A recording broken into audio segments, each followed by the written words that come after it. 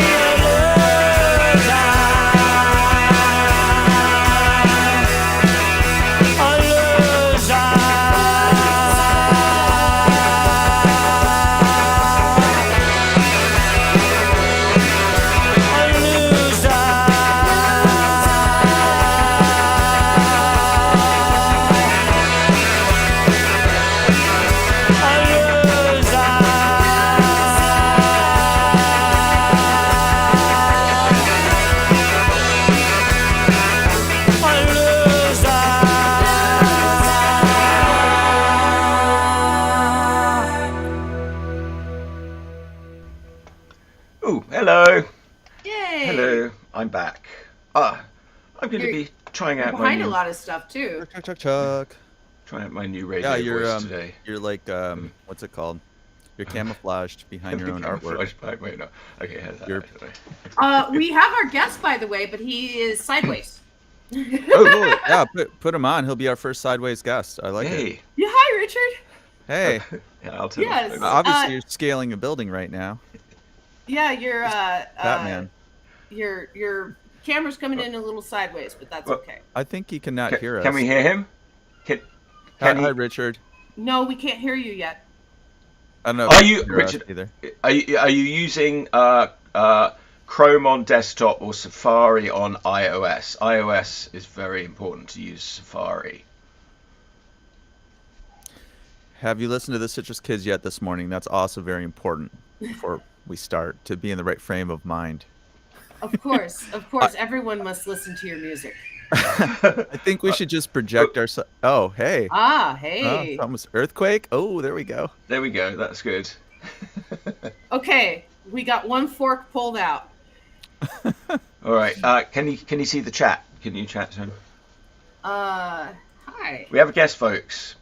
Yes, We we do. have a guest who's actually. Let's talk about Richard. Richard Pace is a really good artist, and he's been published by DC and Marvel and Yes.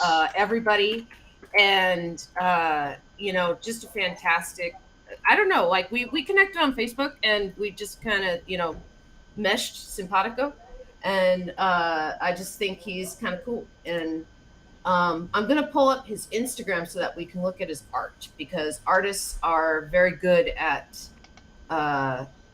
expressing themselves through that.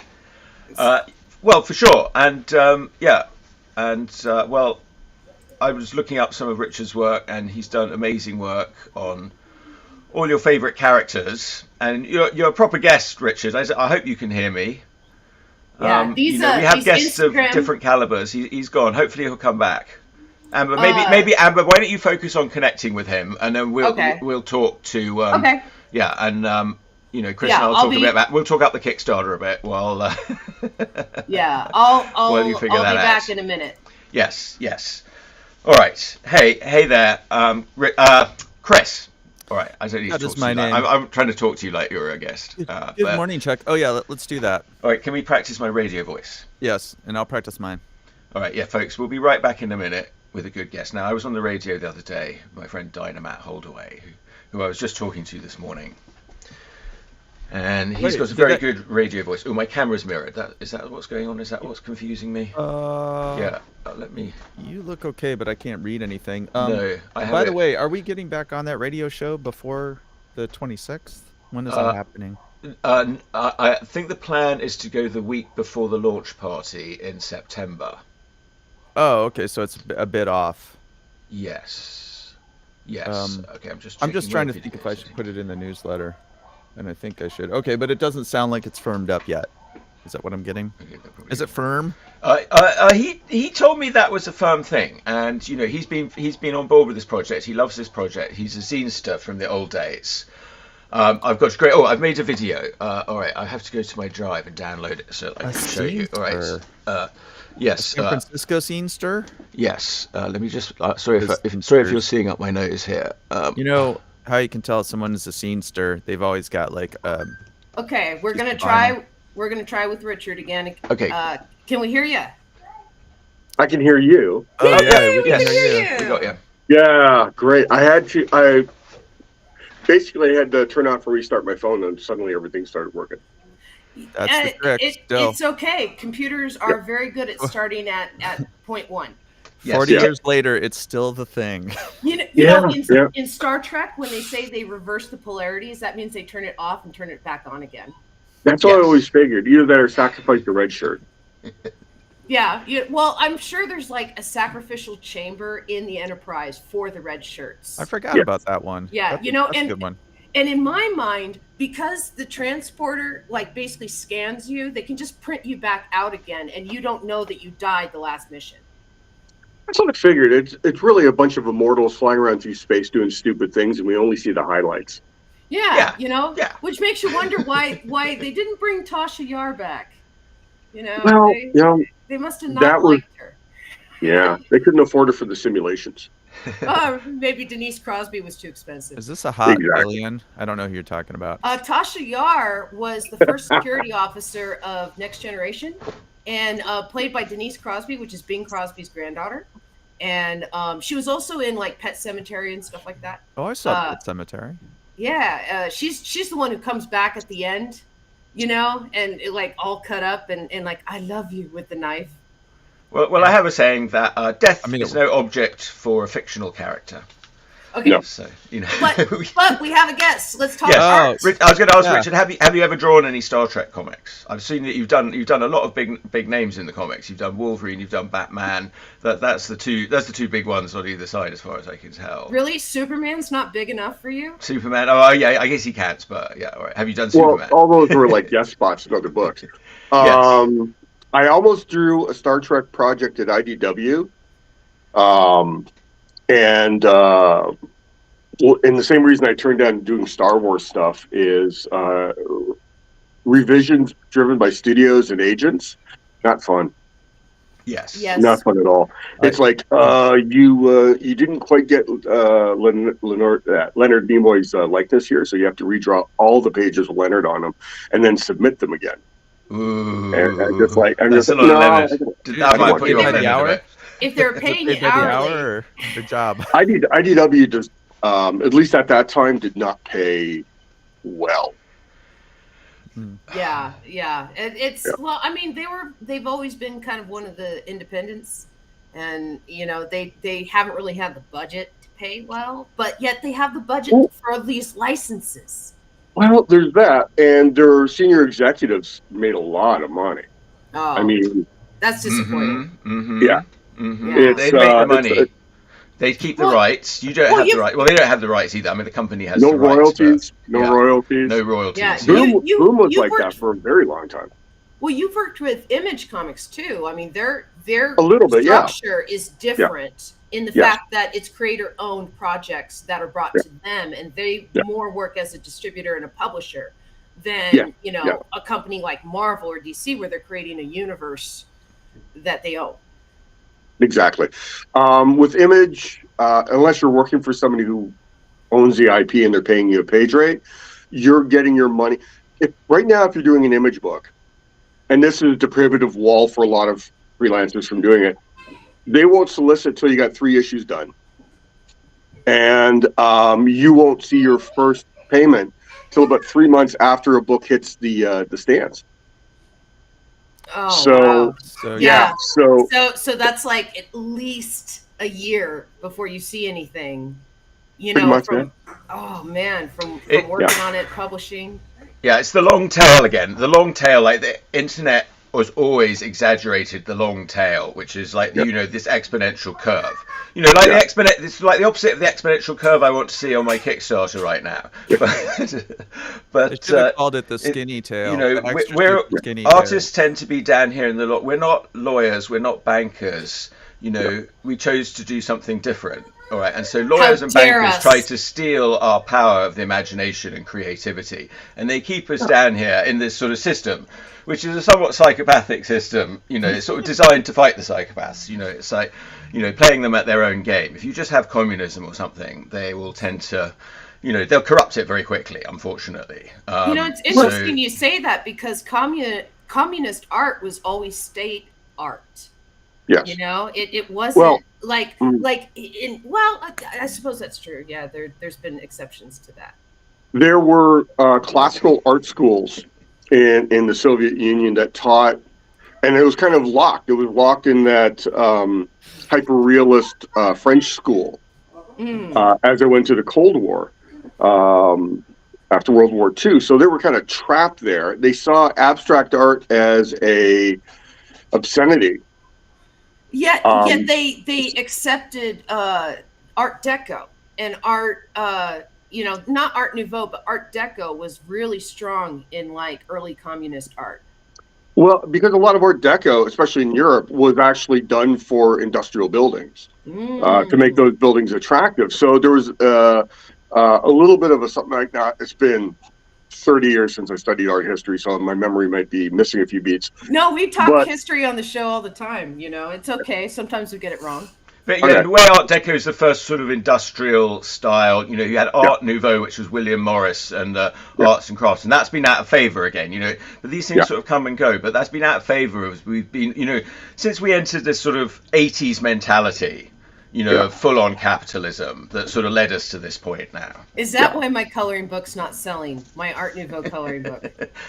Hopefully, I mean, I would like to bring, you know, I'm a fan of Art Nouveau and arts and crafts, you know, but people say, well, it's unrealistic. You know, you know, I don't know. I'm a daydreamer. I don't know about you, Richard. I don't know what you have to be a practical realist, though. You know, you work for these companies, they pay you a wage, you know, and it's like a job, and you don't have any ownership, but you don't in any other job. You know, if you want to create something, it's actually you have to. More than like a job. It actually is a job, but it is a job. I mean, yes, it's actual hard work. It's a hard work job that really demanding. That not hardly anybody can do it, and lots of people would love to be able to do it, but they don't realize they don't want to put in the work that's required in order to get to that level. Yeah, I mean, look how angry all the people get who are promoting AI. Oh, I've been called an elitist for basically saying, you know, you're stealing work from artists. Yeah. Without compensating them, and then you're creating a tool that will, as the developers intend, replace us. You got all these people who does. Good luck with that. Make mediocre product. It does, but the level of anger. It based it on stuff that's already out there, so there's no innovation. The level of anger from the AI people. Yeah, the level of anger from people. I have been called an elitist, gatekeeper. Because you put in the time to learn how to draw, and they think that it's like some kind of secret, right? I think. Did you get into it, Richard? Did you get into it with somebody? I got into it with somebody over the AI. I've been getting into it with people ever since last fall, when all the facts about how AI was assembled and everything became common knowledge. There was a period where I came out and I went, "Oh, this is amazing. Let me look at this." And I was looking at the early stages, and I was like, "Well, this is kind of an idiot toy." Mm-hmm. It's a toy, and it does. It's just, I've seen some artists like there's one guy I follow on Instagram, Tim Malloy, who he does really beautiful ink and watercolor drawing, but he's fiddled around with it and done some amazing work in it, and so I'm like, well, that's very unique. Yeah. But so it's in the right hands it does very amazing things, but in the wrong hands it doesn't do anything really. It just sort of will make a sort of bad Spider-Man, but yeah. Well, there's nothing wrong with the bad Spider-Man because there's a Spider-Verse now. There's no such thing as a bad Spider-Man now. Yeah, I didn't know that. Yeah, that's my the bigger issue is I mean this is what the writers and actors strike is about. I was going to bring that up.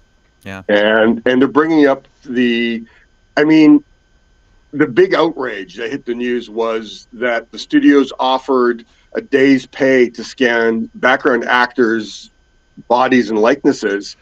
Yeah, and then they would use it in perpetuity. And I went, good news. They're offering you a better deal than they gave us artists. They just stole all our work. Yeah. And they're telling us to shut the fuck up. Yeah. Am I allowed to say that on screen? Only if you say it 5 more times afterwards. Here's the thing about why they had to do that, why they had to offer something, is Crispin Glover prevented his likeness from being in Back to the Future Part 2. He won his lawsuit. And because of that, they have a clause in every SAG contract that says that their likeness is owned by the actor. So you literally have to sign your likeness away. Actually, honestly, earlier than that was there's a reason why in the original Star Trek, so you're bringing up Star Trek again, Leonard Nimoy didn't sign away his likeness.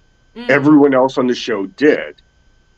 They were so convinced Star Trek was going to be a dud when they got Nimoy to sign his contract. He basically didn't have his likeness in there. And so when they turned around and Star Trek became kind of like a merchandising hit, they went, "Oh shit! Leonard Nimoy was the only one who made money off of those early toys." Yeah, smart guy. Yeah, it's almost as bad as music. Well, or George Lucas when he got the merchandising rights to Star Wars. No one expected Star Wars to blow up as big as it was, and he's the only one that kind of believed in that and basically said, "Give me the toy rights." Yeah.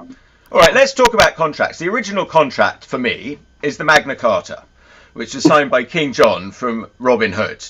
Yeah. You know, and he was made to sign this piece of paper that said, "He who makes the laws," or she, I guess in this day and age, you have to read it that way. They used to write with that sort of F, so who knows? Yeah. The monarchy makes the laws. That individual must obey the law. Who makes the law obeys the law. That's the original contract, and all the other contracts, all our legal system is based off that original contract. But you know, these contracts, they can sort of, I mean, what they're used to exploit people. That's all they do. So I don't know. It's very difficult. You know, it's very complicated. It's the weapon. But it's the only weapon. It's the weapon for both sides. A contract is only there to protect the person who writes it. There's another weapon though. It's called art and comics, and that's even more powerful than a written word. As Alan Moore will tell you, all art is magic. You know, that's what magic is. Magic is literally art. It's the transmission of ideas, you know, through art.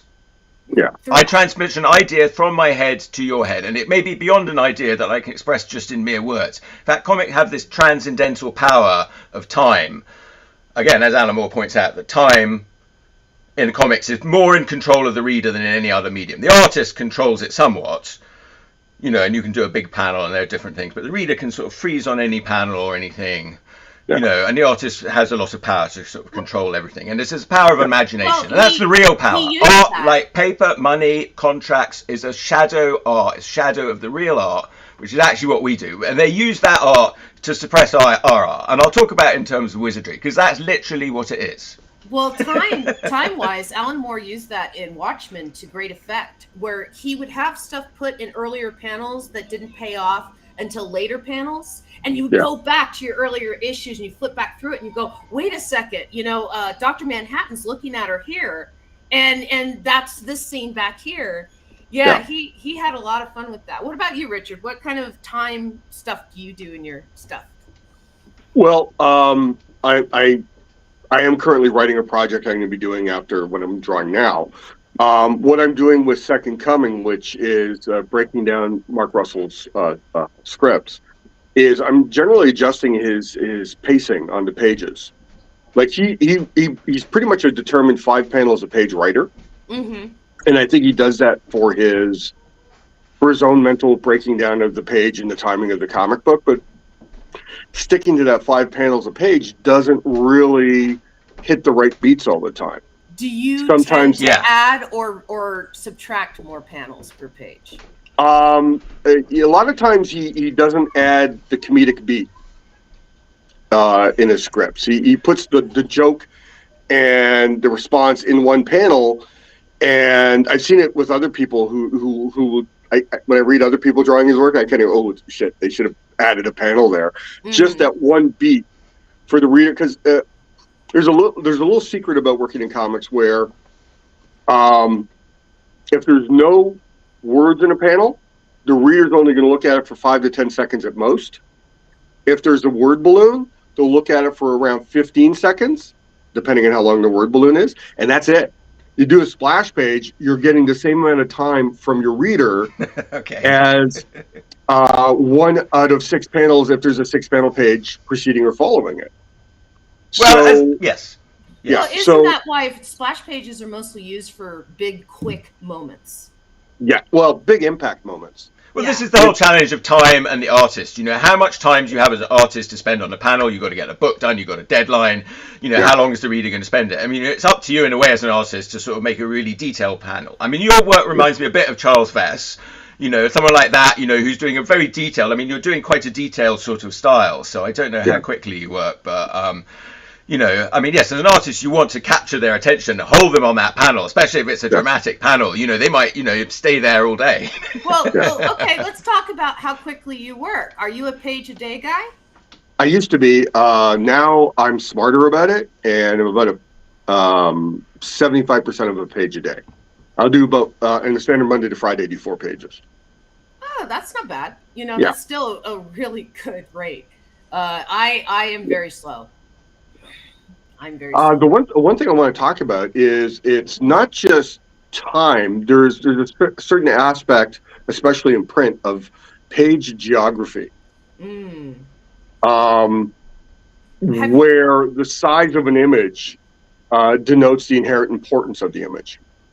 So a splash page, even though the reader's only going to look at it quickly, it's a very important page. If you're doing a splash page and it's meaningless, you've granted it importance it didn't really have on its own in the story. Yeah. But if it's an incredibly important image, give it the space. Well, have you read Neil Cohn's stuff, early writings on visual language? It's kind of expanding on Scott McCloud's ideas about Not familiar with panels as sentence structure. And so Okay. you think of pages and panels, and you put them together, and you try and figure out where your punctuation is. You try and figure out where, he related it to nouns and verbs, as nouns being kind of the important panels, that these are the meat and potato panels that have the important information. And then verbs were stuff like aspect to aspect panels that kind of expand the feeling of a place. And so, it was just, it's interesting writing. I'll send you info on it later. Love to read it. Yeah. Yeah. I got a lot of it from Will Eisner, Will Eisner's, comics and sequential art book. Was that one that for you? I think we're about the same age, Richard. So I don't know, you're a little bit older maybe, but we're right about the same age. And so that and How to Draw Comics the Marvel Way were things that I looked at as a kid. Yeah. I started with How to Draw Comics the Marvel Way. Big John was a big influence. When comics and sequential art came out, snagged it up right away because I was already reading all those Spirit reprints. But I was also heavily reading all the Comics Journal interviews, like with Chaikin and Miller and all those interviews, where they were talking about the process and the craft. Mm-hmm. And you would glean aspects from like why Chaikin would do a certain layout, or why Frank Miller was like playing around with years before Elektra Lives Again came out, he was talking about like how he's laying out the whole page as a meta image, and the action was happening within the meta image. And there is an aspect to that. Can you talk more about that? Yeah, it's for those who don't understand meta images.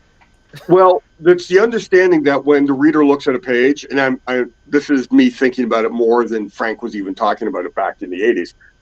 When a reader looks at a page, they see everything. Not necessarily in detail, but all the imagery comes in.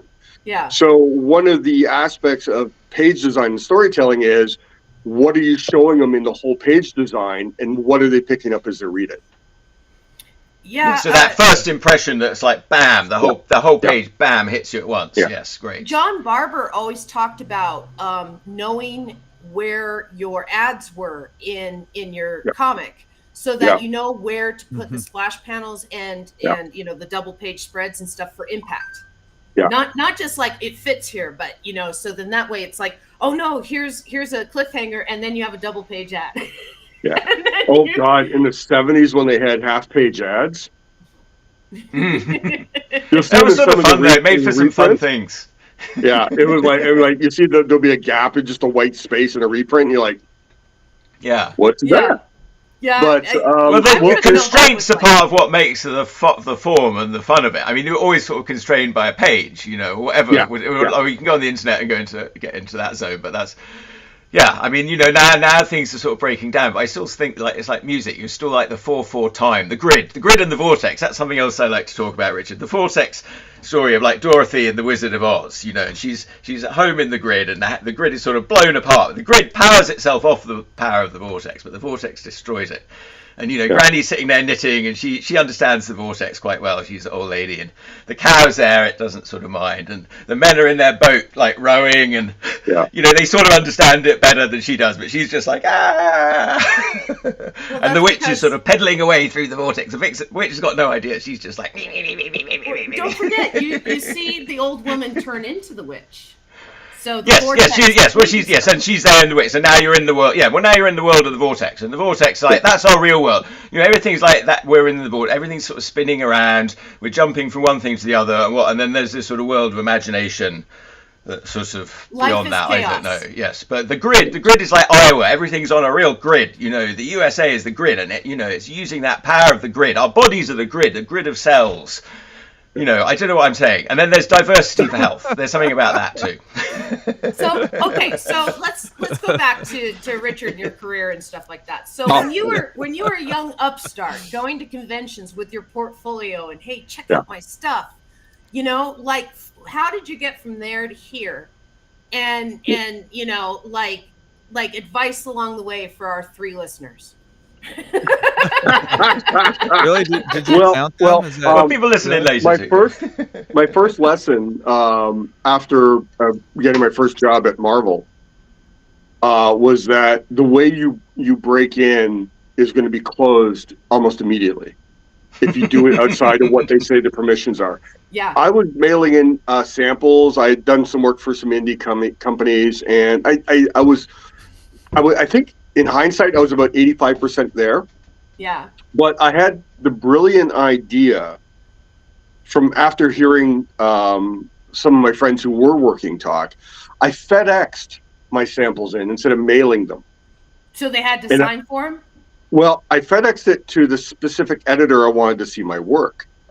And at that time at Marvel, all regular mail packages went to the mailroom were opened. If it was a submission, got put in the submission pile and forgotten about. If you FedEx something, well, they sorted the FedEx packages by editor because those were important, and the editor opened them.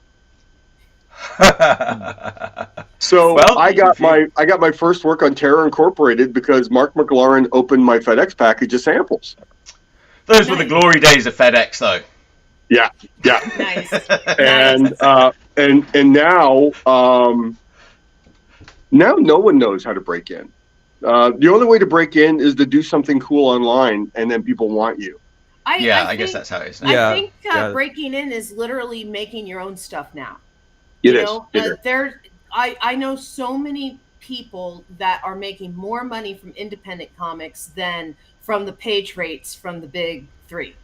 You know? Yeah. But we have to fight for our rights against the corporation because there's a long tail again. You know, they'll push everybody down the bottom. I got to say this out loud. Chuck, you're hot. Chuck, you are hot. I keep putting in the private chat that you're too hot on the mic, but Okay. Oh wait, I meant something different. Oh, yeah. Well, hot and hot. I'm embarrassed now. Okay, radio voice. Yeah. Voice. It's just I'm sorry. Okay, well, back to I'm the excited this interview. Richard, if what was I going to say? How this is very similar to what I've noticed in the music industry is they want you to come with the audience like prepackaged. Yes. They don't want to develop anyone's audience. They want you to figure out the creative moves to develop the audience, and they want you to round them up, and they want you to come to them with an established audience. And I know that's more efficient and everything, but it sounds kind of similar. Well, we're at a point now where we've let accountants and lawyers run our entertainment industries for so long. The actual people creating the work are an annoyance. Yeah. Yeah. I mean, look at look at the statements the studio heads have made about the striking actors and writers. Yeah. And all they're asking for is 0.01% of what these studios have made in the last couple of years. Well, if I were an executive, right? The job of an executive is to ensure the investments of the stakeholders. That's literally his job, right? Yeah. So that's why he makes the hard decisions of firing people, blah, blah, blah, right? Well, they're making so much money that the math's been done that if 3 of those executives cut their pay by 2%, it would satisfy all the WGA and SAG. Or we fucking tax them a bit by 2% or 4%, or what we used to do, like 40% fucking percent. But and if then I were an executive, and I wanted to have a working relationship with actors and writers and directors and all these people that are fighting me, I'd be willing to cut my pay by 2% when I'm making that much money. It's not about them being willing to cut their pay. It's about us being willing to tax them. We're not taxing them. That's the problem. We have to get together and say tax these bastards. Oh, they That's can the get only way. taxed and give up 2%. No, but they don't need to give up 2% if they're taxed properly. They'll be willing to give up they'll be paying everybody more so they don't get taxed. No, they'll be like, oh my god, you're going to tax me if I don't pay everybody more? I'll pay everybody more. They need to give up the 2%. because think, they need to be taxed. They won't give it up. They'll never give it up. They'll never give it up. No one will ever give it up unless you make them sign a magic piece of paper that says they have to pay a tax to the people. Well, you know me, I'm all in support of paying taxes, but they can give up the 2% too. Yes, Chris? You know, when I was listening to the Netflix stuff, and I'm not following it that close, it seems like it's really about the top priority is profit sharing. It's that they don't get any profit sharing on the success or failure of the series. And I think that's probably where most of the money is. Like, the executives make a lot of money, but it's a small amount of money when you compare it to like what some of these shows are raking in. And my friend was reading me an article about The Orange is the New Black and how those people, that was like a huge success. I think it was one of Netflix's like first, like just I huge watched successes. it. And the people on that show, I think they got paid their like initial amount of money, and that's it. There's no profit sharing in it. There's no like residuals, which is insane. There's no residuals off of Netflix. Jenji Cohen, the creator of the show of Orange is the New Black, she also created Weeds. And so Weeds was television, and then Orange is the New Black was Netflix. She said in an interview recently that her residuals from Weeds is somewhere around like $3,000 to $4,000 a year, right? And what she's gotten from Orange is the New Black was a sweatshirt that said, "Hey, here's a great series." I think when you were like arguing back and forth about the solution, and we're looking at, because of the rising income inequality, what we really have to do is we have to stop looking at like how to save the bottom from sinking into the ocean and dying. Yeah. And saying, you know what we got to do is we got to stop the excess collecting, because money has gravity. The more of it you have, the more you will get. So what we need is a maximum wealth cap. Yes. I don't think I don't think any single individual should have more than $10 to $15 million. That's if you have $50 million and you're not a moron doing coke every day, so that that Trump kid, you can live the rest of your life and never work and leave money for your family.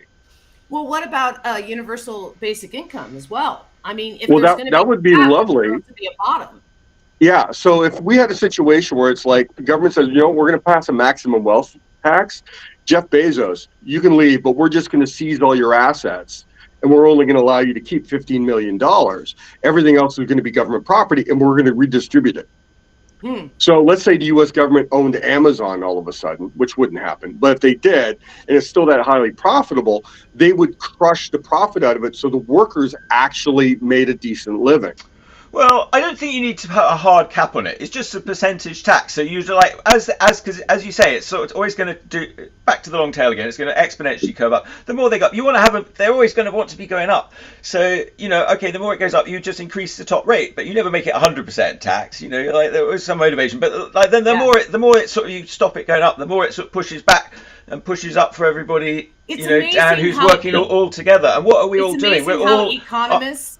Our whole planet is being destroyed, Amber. Our whole planet is being destroyed. Yes, I know. At the moment, and all we're caring about is individual wealth. Everybody's chasing their own individual wealth. And are you kidding? It's been the hottest 7 days in history since we've been recording the temperature over the last 7 days. Where? Here in the United States, everywhere. You mean like as an average over the whole country, or no, over the since whole they've planet? been keeping it, whole planet. Where? Yeah, it's everywhere.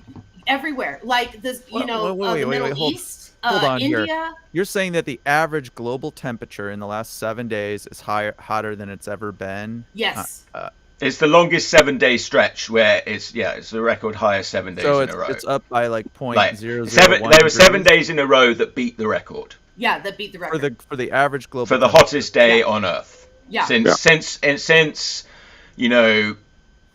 as far back as we can measure. Death Valley got to 148 degrees. Damn. Yeah. I didn't know it could get that hot. Well, that's just it. And it's exponential. So next year it will be 14 days before you suffer heat exhaustion. But I don't know how many years will it be till it's 14 days, because it's gone from 1 or 2 to now it's 7, and then it will be 14, and then it will be 28, That will round up, then it'll be 60, round up 120. Then it's all year is the hottest year ever. Oh, how quickly did that happen? Quite quickly. Well, it tells you how ineffective our systems have been when we have to pray for a certain number of volcanoes to go off to slow things down. Yeah. Yeah. Yes. Also to go back to the tax thing, back before Reagan and the whole trickle down nonsense. So much. The tax system was far more aggressive, especially in corporations, where corporations would, to avoid paying taxes, invest into their workforce and into research in their industry to avoid paying taxes on these massive profits. When Reagan came around, a lot of it got to keep going to the executives because, wow, look, there's all this money, let's pay ourselves, and to the stockholders. And because there was a bit of and then stock buybacks. During the end of the Industrial Revolution, they also invested in things like libraries and bridges and courthouses and stuff. And we don't see that kind of public investment anymore either. Yeah, nope, because there's not enough tax revenue. Yeah. When you have in the U.S., when you have one party that is bound and determined to strip away the government's ability to govern, and another party is like, well, we want to be nice to the people, but we're really close friends with all the big businessmen. If that's your two options, you're fucked, man. Yeah, there's a party that's basically been taken over. Like, it's this fact that 1% of people, are emotionless. They're capable of feeling empathy. They're psychopaths. That's the medical definition for 1%. That's 300,000 people in America, and they're doing a pretty good job of controlling one of the political parties in this country. And I don't know which one you think it is, but that's because money has gravity, and they have all the money. Yeah. I mean, I'll say something that's probably going to be controversial here, but for a long time, I had problems with capitalism. I said, well, capitalism is what's driving all this stuff. And then in the last maybe 5 years, I came around to this idea that if capitalism is actually running the way it should be, which is with checks and balances, it works pretty well. It's when you remove the checks and balances, which some people might argue is an inevitable thing, because corporations are always going to lobby to change the laws and make things unfair for themselves or unfair for others. And what I'd say they're going to pull the ladder up from behind them. They are. And so I would say that what we have in this country right now is like capitalism gone off the rails. And if you restored it to, a fair system where labor gets to organize, and you can't have all this lobbying in Washington, and you get rid of Citizens United, we'd have a healthier system that works better for everybody. Yes, the middle path. But actually, while we've got Richard here, I do want to ask him a little bit about some of his work. And I heard that you worked on Batman with Mike Mignola. Tell us a bit about that. That sounds very exciting. So I was supposed to draw a Hellboy miniseries. I think it was more of a one-shot, but it was bigger than 20 pages. And then one of Mike's friends or his editor said, there's more Hellboy projects being drawn by other people than by you. You got to cut back. So Mike said, yeah, I guess you're right. So he cut back everything. Some really cool projects I knew he was excited for, and mine too. And so then I was just drawing on some stupid Marvel thing, and I said, I'm looking at these what ifs, and a lot of them are kind of lame. I was like, what if Batman was a vampire? Well, that's kind of already in there. And I said, well, what if H.P. Lovecraft? Yeah, well, it was very pretty. So I had the idea, what if H.P. Lovecraft was the guy who came up with Batman? Ooh. And so I wrote it up, and the structure is almost entirely there. Sent it to Mike. Mike loved it. He says, well, let me send it to Archie Goodwin, because he's handling all the Elseworlds. And Archie loved it. And man, you got to work with Archie Goodwin. That's awesome. That was the best part of the entire experience. Yeah, he put out so many good books under his run. Yeah. So I was drawing it, and then Archie passed. And I had no idea if the project was going to continue, so I stopped and I did other stuff. And then we got another editor, so I started drawing again. And so you killed Archie Goodwin? Is that what you're telling us? No! You heard it first here, folks. No! Don't kill Archie Goodwin! How old was he when he passed? I don't mean to be disrespectful. I don't know a lot about Archie Goodwin. Tell me more about Archie Goodwin. He had recovered from one bout with brain cancer, and then it took him very, very quickly. He was, he was up there though, wasn't he? Yeah. Well, he was still working. He wasn't 80 or something like that. I think he was in his 70s. Okay. I think he was in his 50s, maybe early 60s. What? So same age. Oh my God, yeah. But there's people starting to go now, aren't they? Well, he put out so much. That's one of the reasons why I thought that he was older than that. No, he started very young. I mean, he was, if I remember correctly, he was writing and editing in the 70s. Okay. And so here we are in the 90s. So that's just 30 years later. Yeah, I think I had an image in my mind that he was in his 30s when he was writing and editing in the 70s. But I guess he must have been in his early 20s. I think he was in his 20s. I think he was in his 20s. That's wow. Cool. Yeah, and what did he tell me a bit more, because I don't know. I know his name, but I don't know really all the things that he did. Batman. You know all those amazing Marvel books that came out in the 80s from Epic Illustrated? Okay, somewhat, yes, because I grew up in Britain, so I've been here more of my life now. But yeah, Frank Miller, Bill Sienkiewicz. Yes, so Frank Miller, I'm very, very well aware of Frank Miller. Yes. Yeah. The magazine Epic Illustrated, Blood. Okay, yes, so Epic Illustrated, right? So I didn't read that because I probably read a few issues were probably available. We used to get the same comics in the 70s, but by the 80s that didn't really happen anymore. Yeah. So he was very much a landmark, creator-friendly editor, and when the brain cancer got bad, he ended up going to DC because they had a better health. Basically, Marvel and DC colluded to get him over to DC because they had a better healthcare package, and so he edited a lot of Batman projects at DC. So they looked after him. So he was well-liked guy. Oh, he was loved. He was loved. He used to fight for his creators. Yeah. Yes. He like he would be the gosh, I'm trying to remember who it was. Saul. He wasn't one of the creators. He worked in the office at Marvel, and I'm trying to remember his last name. But he got very sick. He had a heart attack, and even though he wasn't one of the artists, like Archie basically had a strike in the office until Marvel covered his medical bills. Yeah. Yeah. I think that might have been, was that Saul Harrison or Saul Brodsky? Saul Brodsky. Yeah. Yeah, he died at his desk in Marvel offices as well. Yeah, and but he was known for bringing people on then, like with his different titles. He brought a lot of people on board. Is that what you're saying? Like he encouraged new talent and like yourself. And, like he brought you on. He brought you on for this project. It was my idea. It was your idea, but you said it. But he liked your idea, and he was like, great. Yeah, that's wonderful. That's a very wonderful thing to happen. Yeah.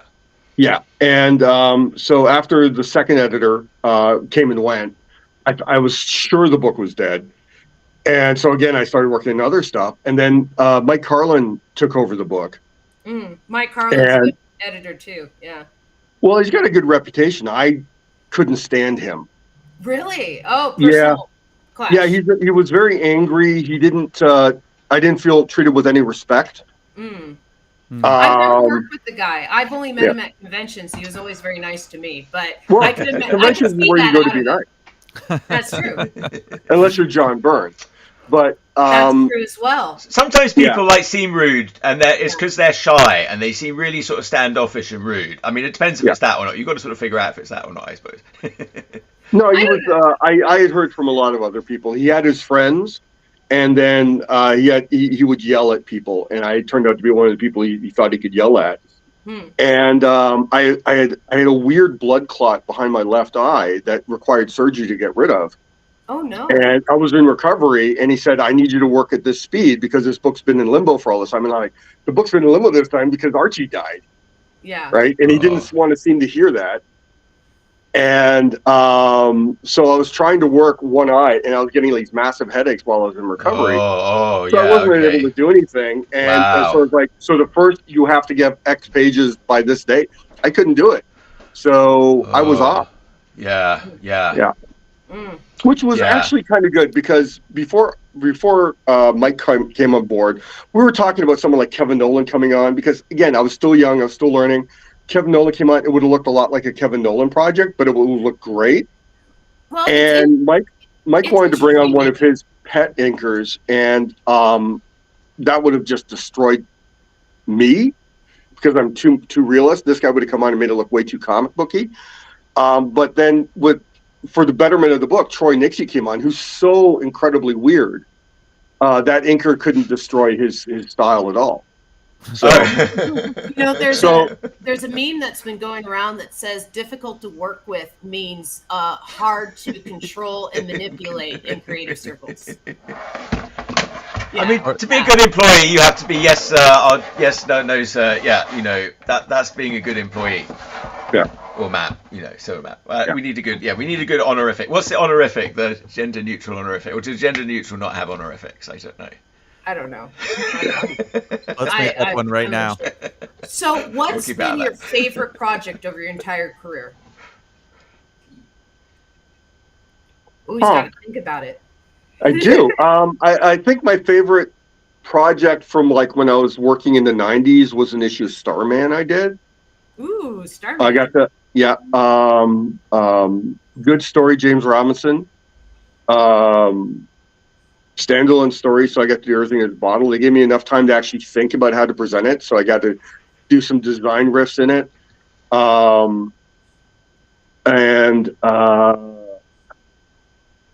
So that's pretty much it for the 90s. Despite Dale Kuhn joining Comicsgate, writing Pit for a while was a good experience. Yeah, I heard about his downward spiral down the QAnon hole. Has he gone QAnon too? Oh my God. Yeah. I used to be his only friend in comics after a while. He had kind of a mental breakdown, something like six to 10 months ago, somewhere in that range, where he live streamed for like 6 hours or something, and then 3 of them he was drunk and passed out. Yeah. And it woke up and kicked over his piss while, yeah, but he was ripping on She-Hulk and the writer. He talked about how and everything. And and it was pretty sad. And I think the whole comics industry was like, this guy needs an intervention. I hope he got one. Well, that probably helped. Yeah, I mean, he got out of the system, and now he can work on what he did wrong. He stopped live streaming after that. So well, doesn't he still join in with the other CGers? What's it? Charlie Sheen. I do not pay attention to that part of the comics. It was weird. It's like I had warned Dale, because it's like I used to be friends with Ethan Van Sciver. Oh my God, so I was friends with Ethan Van Sciver in the 90s. He referred to me as his Yoda. I mean, he's not a smart man by any stretch of the imagination. I mean, I tried to explain to him what the crop and bleed marks were, because Harris Comics at the time was like, why are you drawing right to the edge of the paper, man? We have these lines on the paper for a reason. He says, well, I want my art bigger. And so I'm talking to him, I explained it to him, and he's just not getting it. And he said, well, I just want my art bigger. I said, well, just buy bigger paper, man. Right? You need a handling edge. You need these lines so everything can be consistent. How big do you draw?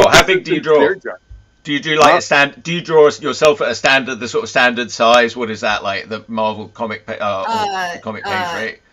11 by 17. Just on 11/17 on the stand. I think they do like 10 by 15 or something, isn't it? Like the standard. So here's the cover I just did. 11 by 17. Woo! Okay. Yeah. By the way, I love your Patreon witches. Your little, I am a poor, starving artist, so unfortunately, I'm not a Patreon of you. But I appreciate seeing the edited ones on your Instagram. Yeah, it's the reason why my Patreon's so cheap, and I don't begrudge anyone not being able to support it. It's $1 a month, basically, just so I can sidestep. Because Instagram, oh my God, this morning, I got another warning that my work won't be shared on Instagram. And before, they would show the images that were causing my work not to be shared. And it was ludicrous because they're all censored images, because they've been after me for like about a year now. Now they're not showing me the images. You must have anchored a mom's group or something that just comes in and just supports your stuff. What images are they not showing? Yeah, what ones aren't they showing? He's got these beautiful, basically naked witches wearing nothing but a witch hat. Oh yeah. Oh yeah. I looked at some of those. Yeah, they look great. They're fantastic. I love that. Yeah. Yeah, you know, it reminds me of when Marilyn Monroe, you know, had to go up against Congress, and they were saying, you know, did you have anything on when you took these photos? And she said, the radio. So they were too sexy. They were too sexy for Instagram, huh? Too sexy for Instagram. That should be the book. Yeah. Well, there's going to be a collection of them at when I'm done in October. It's going to be the Book of 100 Witches. Oh, nice. That's a good one. I can't show because it hasn't been announced. I can't show it because it hasn't been announced. But so that's like standard page dimensions. Mm-hmm. These are the size of the pages I'm drawing for a project. That's going to be printed magazine size. Okay. So a little bit bigger for that. Yeah. So that's fun. I'm working on that now too. So you prefer to work traditional over digital? I like the feel of the ink going down on the paper. So my workflow is a little weird. Maybe not weird, but it's very different from what it was for me, like when I started. My workflow in the 90s was I do really tight layouts. I'd go to a Kinko's, remember Kinko's? And I'd go to photocopy, I'd blow all the pages up to 11 by 17, and then I'd light box them all onto the artboard, and then I'd tighten the pencils, then I'd ink them if I was inking them. Now I do so many steps. Now what I do is I do the layouts. They're still reasonably tight. I scan them. I print them out in light blue and 11 by 17 paper. I pencil over top of them, but I also do very loose because I'm inking myself now. Do you want to know my top tip? While we're there? Light blue. I realized by accident I started using. I only had a red pencil, like just a red Ticonderoga checking pencil, and that dropped out perfectly, in the RGB, much better than the blue ever did. The blue always left a faint grey, but the red just disappears. All right, so I'd scan, alter the pencils in Photoshop a bit, whatever I needed, print out on the board, still light blue, and just ink them. And what I do after I scan them in Photoshop, I go to the black and white tab, where it has all the sliders for the different colors. And so I slide up the blue till it disappears. But since I'm scanning in full color, I also slide up the yellow and the green a bit, and that leaves no ghost of blue. It's just black and white. Well, that sounds good, but try the red. It works really well. Well, I like drawing with a regular traditional pencil. Drawing the pencil, and then I'll scan it, and then I'll print it in light red. Yes, because I like to manipulate a little bit composition in the. Do you use a mechanical or a traditional number 2? I use a 0.7 here. I'll just grab it right there. It is. Ooh, I use these Sumo. Hang on. Oh, nice. Ooh, nice grippy 0.7. I like a chunky lead. It forces me to not get. I used to draw with like a 0.5 mechanical pencil, and I get these details that would never reproduce on newsprint. And now I'm working on like stupidly high quality paper every time something prints, and I'm trying to use the crudest tools possible, and then come back to finer detail when I'm inking. So yes, I was going through that with these sort of watercolor series that I'm kickstarting. I was like, using really big brushes and just sort of, dip pen and all this sort of stuff. When he says big brushes, I mean, I'm talking Brave with how big his brushes. Oh yeah, I was just like. You want to show us your big brush? Like this sort of thing. So you said that you have a couple projects in the pipeline right now that can't really show yet. Because you're in the pipeline. But are any of those projects coming up self-owned, or are they all commercial projects? One's going to be creator-owned, writing and drawing from Massive, and I'm supposed to do it right after the Urfspace project I'm drawing. I don't really own any of the other stuff. I co-own Second Coming. I'm doing another short story for Ahoy. It's pretty much done. That's work for hire. I get residuals and everything because Ahoy's a good company. And then I'm doing directly for the people who owns the IP. I did this little 5-page story that they want to do a full comic book, but they wanted proof of concept. Mm-hmm. And so is a 5-page story a week's work for you? Do you do that in a week, or is it? Well, I'm straight up adapting the short story, drawing, inking, coloring, and lettering. Okay, so probably. It's about 2 weeks. It's about 2 weeks. Yeah. That one's almost done as well, because I've been like, it's like, finish this, jump over here, do this. Oh, I got a cover to do. Jump over here, back and forth, back and forth. So I've just been over books this summer like crazy. But yeah. Yes, yeah, I don't know. I sort of had phases where I was doing that, especially when my kid was growing up. I would be working quite manically. Now, like since pandemic, I don't know. I did all these projects over pandemic, and this the one I'm kickstarting now is sort of the last of them that I'm getting out the door. But it's the most personal one. It's just like all this, crazy experimental, sort of funny sci-fi, but being very loose and just sort of exploring around the sort of style of what I could get away with and all this sort of stuff, and having a lot of fun trying to get some ideas out there. And I've got them into 2 books, and then I've worked with my friend Chris here, co-host. He's been doing this show with me all year, but he did a theme song for me a while back, and then he had another track, and I've just I started asking some musician friends, like in comics, there's anthologies happen all the time, and it very easily all came together, and so it's like a very fun project. And I'm like, just at the 1 week to go, this time next week, I'm going to be like desperately trying to get over the finish line. So.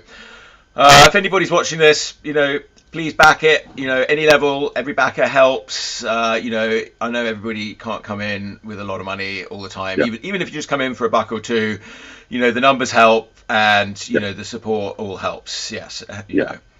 It's gotten to the point where it's like, I know people are kickstarting a book that they're eventually going to collect, so I'll go in and I'll throw money in the no reward tier. And just because I know it helps, I don't want them to have to send me a copy, because as soon as you get that comic, suddenly a comic book that used to be like $3-4 in the store, or now $6 now, is $20 on the Kickstarter plus $20 shipping. Yeah. And but I'd much rather just give you the $20. And then see you at the con and pick up a copy there. Yeah, or it's like, a few years down the road, you're doing the collection. And suddenly, okay, well then the scale for the shipping and everything makes sense. In terms of weirdness, I just realized my son's coming over, so I got to go soon. Oh yeah, no worries. Yeah. Thank you so much. How old is your son? In terms of fun projects, there's one thing I want to do. You're familiar with Daniel Warren Johnson's little like Star Wars stories where he's just doing things and releasing them into the wild? Yeah. He doesn't own Star Wars, but he did a little Star Wars story. Yeah, that's a good way. That's a good way. Yeah, do good free Star Wars. You get in there. Yeah. Yeah, I think those are technically fan comics. Like there's a fan comic I want to do based on OMAC, and in fact, I finally got a new copy of OMAC because I lost my other one, and I want to do an alternate reality first issue of OMAC, where it didn't go the way Kirby did it, but it goes through my weird filters. Nice. And it had everything to do with the fact that my first experience of OMAC was one of these plastic bagged comics, like a whole bunch of DC comics in a plastic bag, bought at Kmart. Yeah. And so it had Commandy and OMAC in it.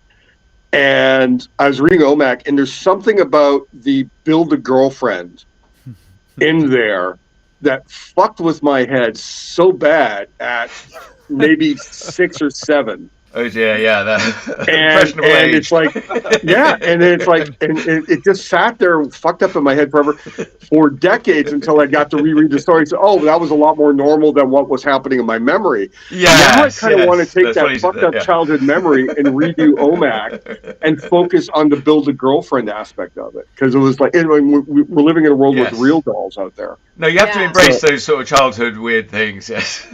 Yeah. Well, I mean, OMAC is that owned by Kirby? DC. Is that owned by this? Oh, so it's owned by the D. Okay.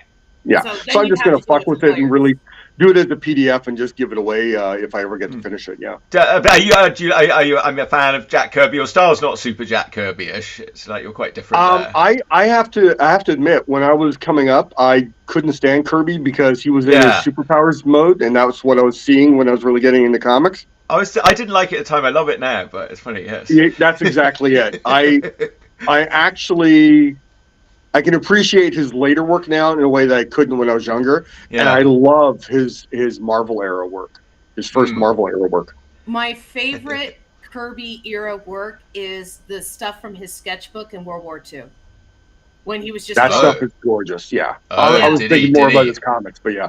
I mean, yes, his comics were beautiful, especially like his early layout stuff, and just some amazing things he did. Sorry about the siren. That's good advice, kids. Kids, make a World War II sketchbook. It probably will make you a much better artist. It will definitely, no doubt about it. It will make you a better artist later on. Making your war sketchbook diary. Sorry that you have to go through that. There's a couple of artists in Ukraine right now. There's a couple artists in Ukraine who are doing amazing artistic reportage of all the wars over there. Okay, well, with that, I'm really sorry, guys. I'm going to have to tip out. I'd like to do this again if you want me. Anytime, yes. So great to have you. Yes, I'd love to talk to you again. Yes, fantastic, Richard. Cool. Yes, cheers. And people check him out. Yeah, we'll put some links in. Thanks so much, Richard. All right, thank you so much. Cheers. Bye. Sorry the technical stuff coming in. No problem. That's the technical difficulties, the hallmark of the show. Yeah.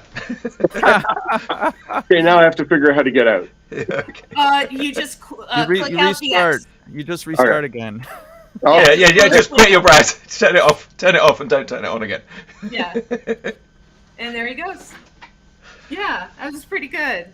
All right, good show. Yes, good interview. All right, thanks. Yeah. Well, thank you, Amber, for finding a great guest. Yes. Now the Kickstarter. We plugged the Kickstarter. Well, we'll have a little plug of the Kickstarter. We did talk for a while. Okay, what have we done? I was going to take a bio break, but I don't know if I should do that and come back. That coffee is kicking. Yeah, go on. Yeah, you don't need to do that. You can just turn off your camera and just say, be right back. I'm going to turn myself we don't need the details. I'll see if you guys are back. We're going to keep coming on. Amber's going to tell me what I'm doing, what I need to do. Yeah. What we could do is we could have a drawing sesh, or no, you want to sell the Kickstarter. Well, both things. Well, I'll tell you what. I want to maybe show another music video because I made some more music videos. I might have to download it first. So hang on, give me a minute here.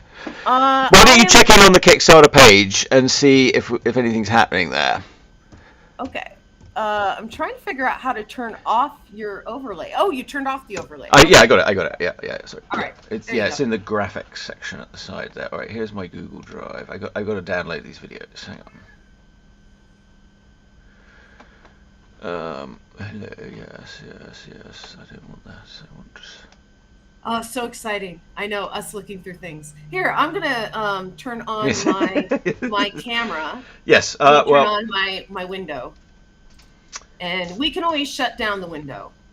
Yes. Here we go. The Urfspace album. I've actually made a whole lot of music videos since I last saw you. Let me just download one of them here, full-length ones. Yeah. All right. So, I've got Lonely Day in Raintown. I'm going to download that. Let's start with that one. Download anyway, and we'll save it there. And I'll just take a moment. Be the work of a moment to download it with today's high-speed internet. Once upon a time, that would have taken like all day with the steady modem connection, which was unlikely to happen. All right. I remember being mad at my mom for picking up the phone when I was downloading songs from Napster. Yeah. Thank you, Amber. Now, Kev, don't say that on air. They'll in the future the computers will trace you back and get you for past royalties. Oh no! It's no! That could never happen. That could exactly what's going to happen. Yeah, I have a tendency of like back then. I discovered all kinds of music that you can't find now. Like the best example I can think of is. Sorry. Stop. Oh, sorry. I thought that was your. That's my video. Where's it coming in? I need that to come in the main screen, but I think I need to turn us off. So I'm going to turn us off and play the video. All right? Yeah. No worries. All right. Bye.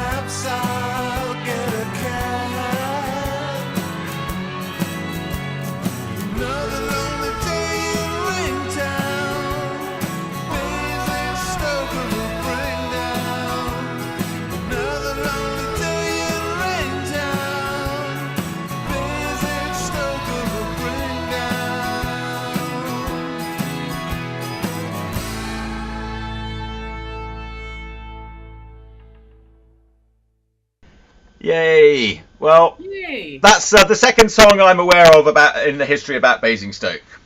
There's another song somebody wrote like at some point in the late 70s, I think, called like the Towers. Ah! Oh, go away. I'm sorry, I hit the wrong one. Called the Towers of Basingstoke, and Are there towers there? well, there are, yeah. There are towers of Basingstoke. You know what, hey Chuck? You know what? Yes. I think it might be worth getting one of those headset with a mic that comes in front, because you clip a lot, and I don't. You hot today. Yeah. I mean, that's just been an ongoing thing. Like Yeah. where when you start speaking louder, your mic level is so hot. It's because you get excited. What I if I know. put it down, excited, if I sweetie. turn the mic down like that? What does that do? I mean, That's much better. That's probably, yeah. I mean, That's that's just turning it down on the dial. Like you can do. I think you guys Yeah. can do that to me at any time. You know. we can. Yeah. Yes. Well, wait a second. That might not solve the clipping things. Like, That's speak not loud. going to solve it. It's just Yeah. gonna make it a little bit better. It'll be quiet clipping. You'll still I've clip, got, but I think it'll. like that's worse, right? If I do it like that, that's worse. Well, you have to start talking like loud again and see Okay, if well, it. Just do the radio voice. Yeah, do the radio Yeah, voice. Okay. I'll do the radio. Yeah, just keep it like is that Sunday, Sunday, Sunday. At Sunday, the Sunday, GCC Sunday. Monster Okay. Truck Rally. I just We'll feel like take I have the to whole shout. seat, but you'll only need the edge. But you have to You know, shout. You have to shout to get a word in interesting that you edgewise say on this that, show. because the guy who Right. did the Sunday, he was a national announcer, and so they would have him make all of the announcements for the monster truck rallies and stuff, for the different jurisdictions that they were in, for the different areas. So he was basically Toledo, Ohio, or wherever he was. And going, oh yeah, it's going to be at the Monster Dome. It's going to be at Staples Center. It's going to be here. And he was probably one of the first voice actors that got to work from like home for a national campaign. I mean, it sounds like a cool gig. I think it's Yeah. saturated now, but it sounds like a cool gig that you're just like Tucson, Phoenix, Miami. Exactly. And Chris could do that job. He's pretty good. He's pretty Yeah. good. but that's why we all have the same kind of image in our mind, or the same sound in our mind of that guy, is because it was the same guy everywhere. I heard this story. I don't know where I heard it, but it was basically like this guy, he was making his living doing something similar. He was writing basically like love songs to these cities. Like he'd write a song about Toledo. He'd be like, Toledo is great. There's lots of stuff to do in Toledo. But then he would take that same melody and just do it for all these other cities. And because it was only broadcast in those little networks, people didn't realize that this is the same song that Miami hears and New York and this, Mm-hmm. it'd be like that's that the way to do it. the Jim Carrey theme, It was like that, but for all these different cities. Just substitute in your city. Just sub it in. Yeah. All right, kids. I'm going to play us another video now from the Urfspace music album. Wait, are we If live? you're listening, Yes, you can. we're still live. Sure, Oh, it's shit. nice. I Yeah, we're didn't still live. realize that. Oh yeah, sorry. Yeah. Oh, you thought we turned off? I thought we turned off and we were just chit-chatting. Okay. No, Okay. no. we're Well, just I'm glad I show. didn't tell you about my visit to the fudge factory. Yeah, well, no, I'm playing a couple of videos here. Sorry, I'm not. I should get my books and start showing them a bit too. But I've done that before. But I'm going to show another video. Hershey, Pennsylvania. This one is for Punk Zebracorn song. This one also written by that last one, Lonely Day in Raintown, is written by my neighbour Mark Gordon. He plays in a band called the Tighten Ups here. He's a wonderful musician artist. Have we seen those guys? I don't know if we've seen them live. The Tighten Ups, no, you should come along next time. They don't play a lot. It's really down to their lead guy, who's, I don't know. Yeah, but they've done a couple of shows recently, so they'll probably do another soon. It's a good song. I mean, I was listening to it kind of critically the other night, and I realized I think there's a bunch of slide guitar in there, and the rhythms that they put down on guitar are really nice. How And dare you enjoy Chuck's music it's been really from his album? That's going to be awesome. The more people listen to this album, the more they love it. That's what I'm telling you. It is a fantastic album, and I'm saying that because I don't know anything about music. I just know what I like. I mean, I'll agree with that. Well, so I'm sure you guys have had this experience. Like some music, just like people, you're initially impressed, and then the more that you're around the music or the people, you're less and less impressed. And for some people, it works the opposite way. You meet somebody, you don't really form an opinion, and then after you hang out with them like 30 times, you're like, oh, I really like this person. Music is the same way. The first time I had heard OK Computer, I was like, it's good. By the sixth time I had heard it, I was like, this is genius. Yes. So by the sixth time, you mean the Stockholm syndrome has fully set in. Yes, exactly. Well, there's something about familiarity and repetition, but I think you'll find that repeated listening to this album will only make you love it more.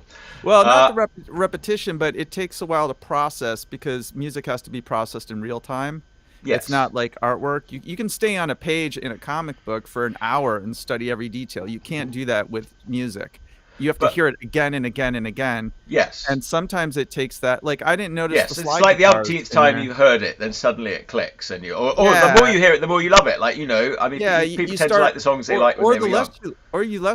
The less you love it. I mean, or the there's less a lot you of love pop stuff where I listened to it the first time, and by the fifth time, I'm like, I don't want to listen to this song anymore. I think Green Day kind of did that to people because for me, when I was a teenager and I was listening to Green Day, I'm like, oh, I like these guys, right? But then I started learning how to play guitar, and I realized how simple their music was, and it almost angered me. But they were just kids. Well, it is angry, but yes, but like all this stuff, it's all sort of simple when you do it simply. I mean, like my book has been an exploration of how simply can I do it, because I've got, in the past I've been detailed, I've worked hard, I've sort of gotten more into some very detailed things, but at the heart I like the simplicity. So this book's been a return to simplicity. And like in some ways it's very childlike. I'm always sort of letting myself do childlike drawings, like rather than sort of forbidding myself from doing that. Yeah.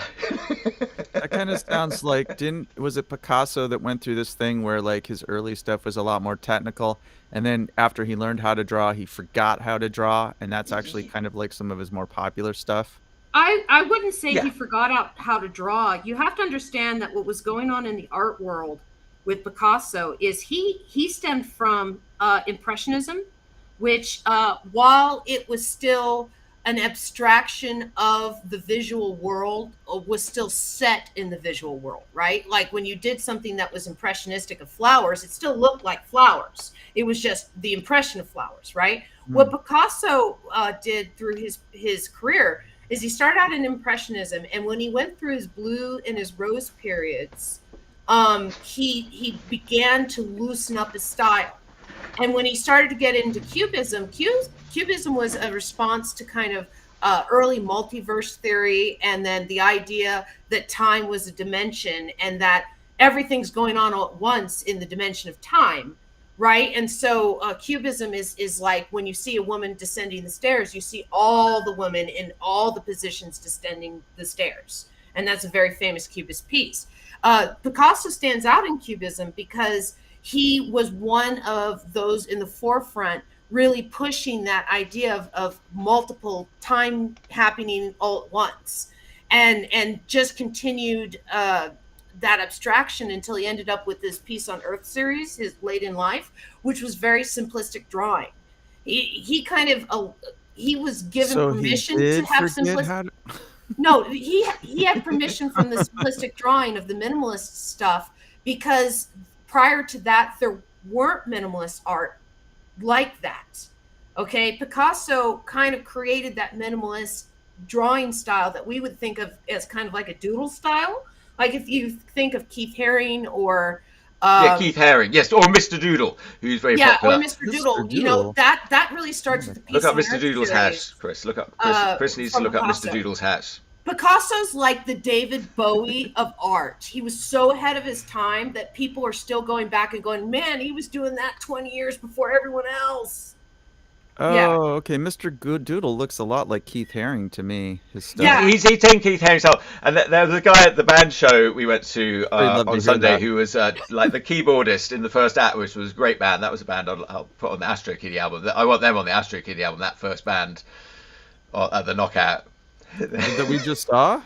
Yes. God, at the Knockout. The first, like, the guy with the prosthetic ass.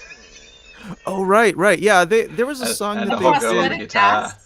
Yes. Yeah. They were called Love Slaughter.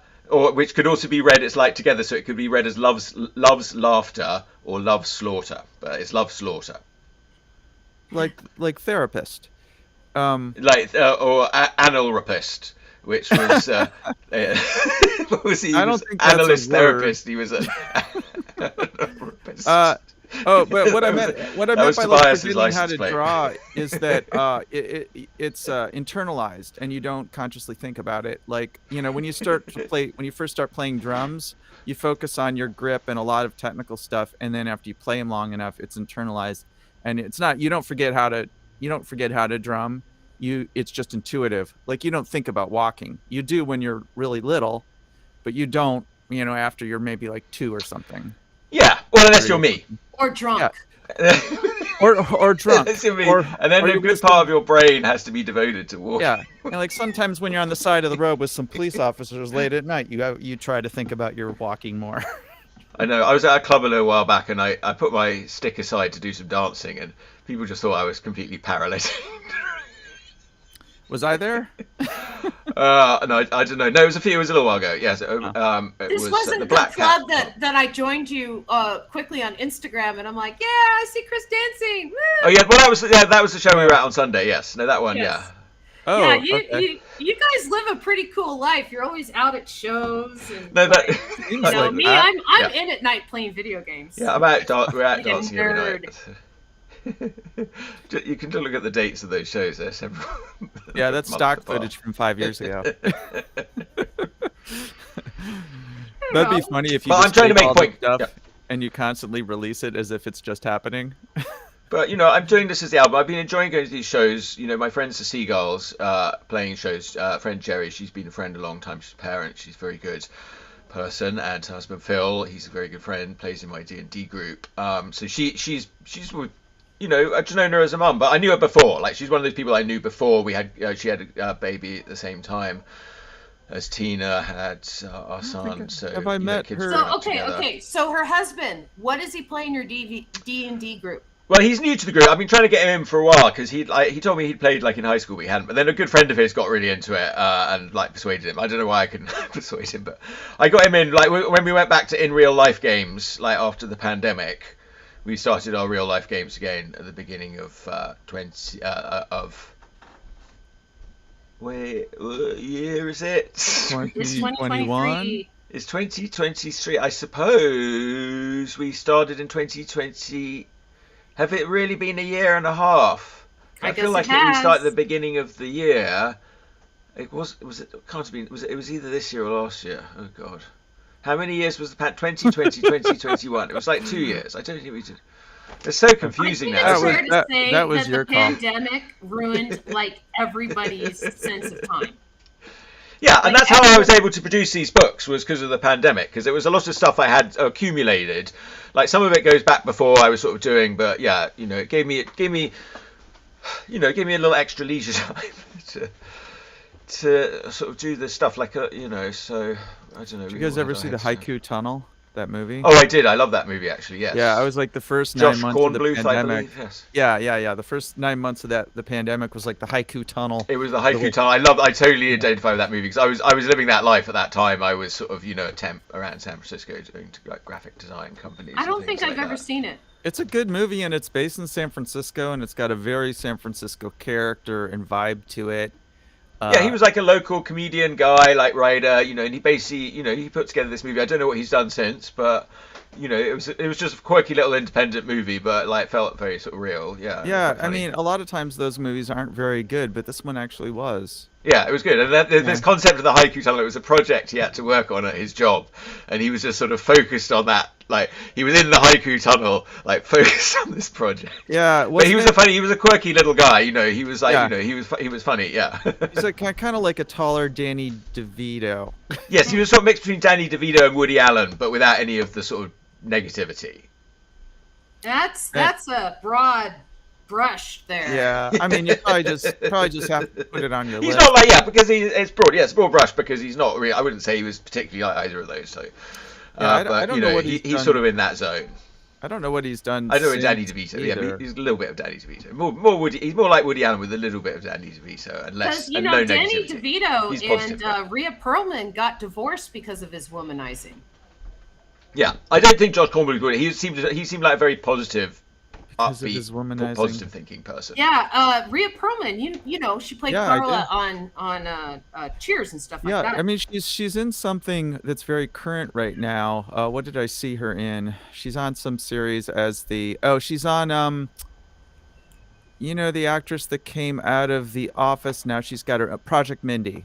She's Mindy Kaling. Mindy Kaling. Yes. Yeah, the Mindy Project. Yes. Yeah, the Mindy I watched that. Yeah. Yeah, it was okay. She's like his mother. I think the love interest's mother, the male lead's mother. Yeah. Yeah. It was pretty good because that was like, you know, her own first show, like, you know, doing part of The Office. Yeah, she's That's pretty funny. amazing as a first show, and she's a writer on it. You know. Yeah. Well, are you talking about the Mindy Project, or are you talking about The Office? The Mindy Project. The Mindy Project. You know, The Office is a fantastic show, but there's a lot of like top level people working on that. So. Yeah, but The Office was her first television writing credit. Yes. Oh, yes. No, she was on. Yeah, she was a writer and performer, and the other guy, who's got a movie out on Amazon right now.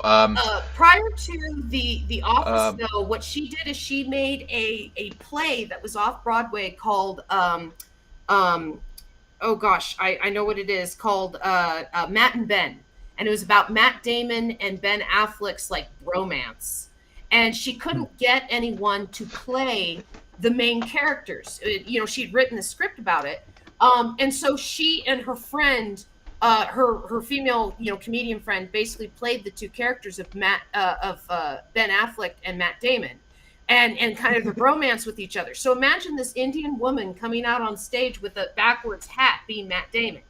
Right. And so people were just kind of brought up or they were wrapped up in the absurdity of it all, but it had heart to it. And that was the piece that got her the audition on SNL. And she was only there for a week before they fired her.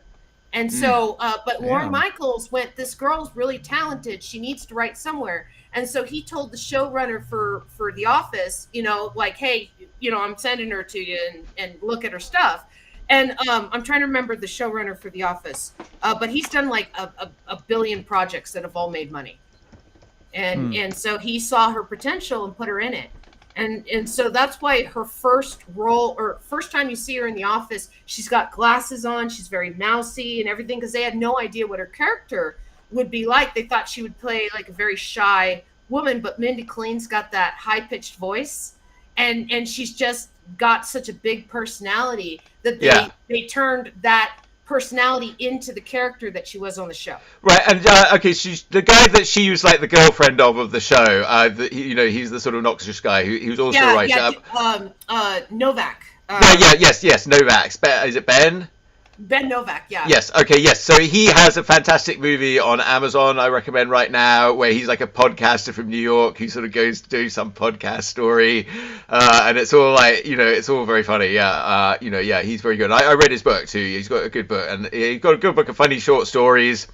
Well, the one that stick most in my head, it was like, you're dead and you've gone to heaven, and you can go and see any concert you want. But basically, everybody goes to see Frank Sinatra every night. I think I would go see Frank Sinatra. I admit I would probably do that. Wait, Vengeance? Wait, which one is it?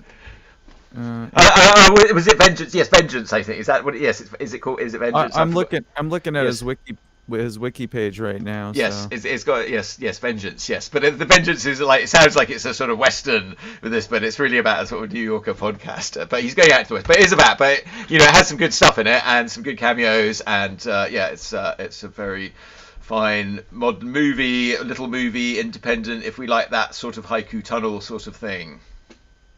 All right, I'm going to show another video now quickly before I forget. Like I've got waiting here is the video for Punk Zebracorn. Which is written by another former neighbour of mine, Mr. Ol West, a guest friend of the show. He was on the show a few weeks ago. He's done 2 tracks on the album. The other one, I got to do something for it. But all right now I'm going to show you Punk Zebracorn, which is going to involve us all disappearing. So I shall disappear Amber, and I shall disappear Chris, and now I shall disappear myself.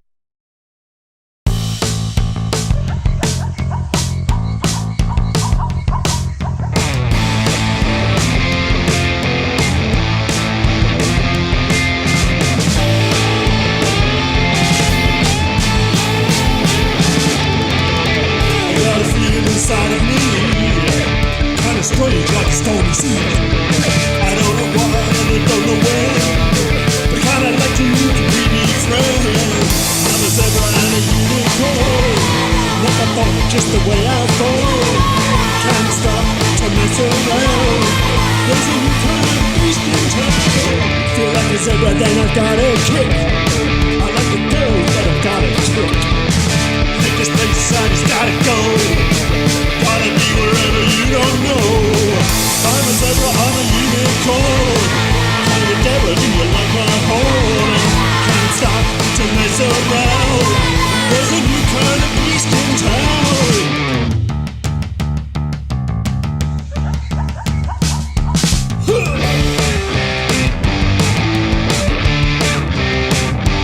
That's right.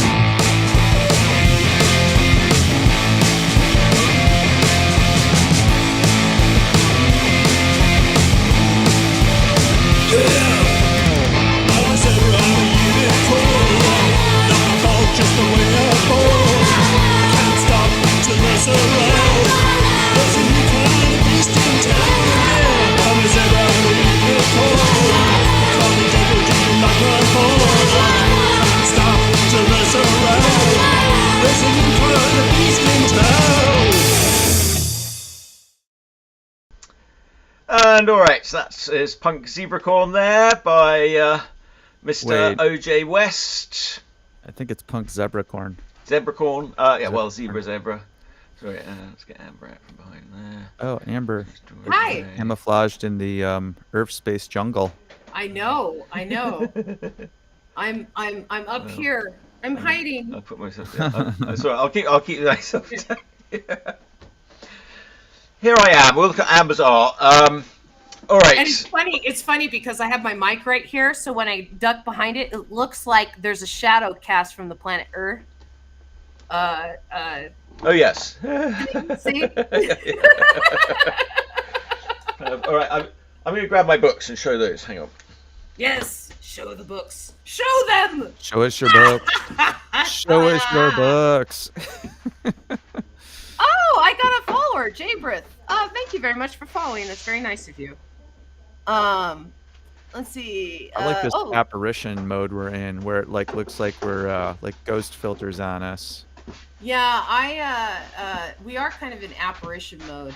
Yeah. I'm gonna turn off the graphic. I don't want anyone to see my fucking messy place. No, I'm gonna hide it, so then that way we can see Chuck. And so, I can't touch your graphic. That's your camera input. I guess the point that I'm trying to get to in my life and art is where I just draw like one of these things every day. That's all I have to do. I was going to ask our guest, Richard. Was that? Yeah. Yeah, I was going to ask him, like, I don't know how you guys. It seems like there's quite a work ethic involved in cartooning, and you just do it every day like a writer. Yes. And I'm like, what are your tips and tricks? Mm-hmm. Yeah. That's and exactly. That's why I was asking. That's not a tip or trick. That's like saying you're. That's like saying what's your secret as a boxer? Punch the other guy out. Yeah. I'll give you some tips and tricks. I think they involve drugs, probably like Adderall. That's my number one tip. No, I don't. No. Sounds like yes for me. You gotta. Yes. Oh, it's complicated. Chuck's got a good work ethic. You were born with a work ethic gene. I do it. I don't know. I mean, I'm not. I don't know. I mean, I might have been somebody who like running around all over the place, but I don't really. But I love the comics. I love the art. There's something about it that's always really just fascinated me. Looking, my dad was sort of into it. He used to draw. I loved his cartoons. He did magic and stuff like that. That sort of got me interested in the subject. He was a lawyer. He didn't like being a lawyer. He was a criminal prosecutor. He said, his dad sort of made him do it because he was like the young baby in the family. He said, you have to go do that. So he put away bad guys, like professionally. Like your dad's like a hero, a good person, and he's like, I hate this job. Some point. But he also was like, I said, well, at one point I was like, what do you think I should do? I didn't really know.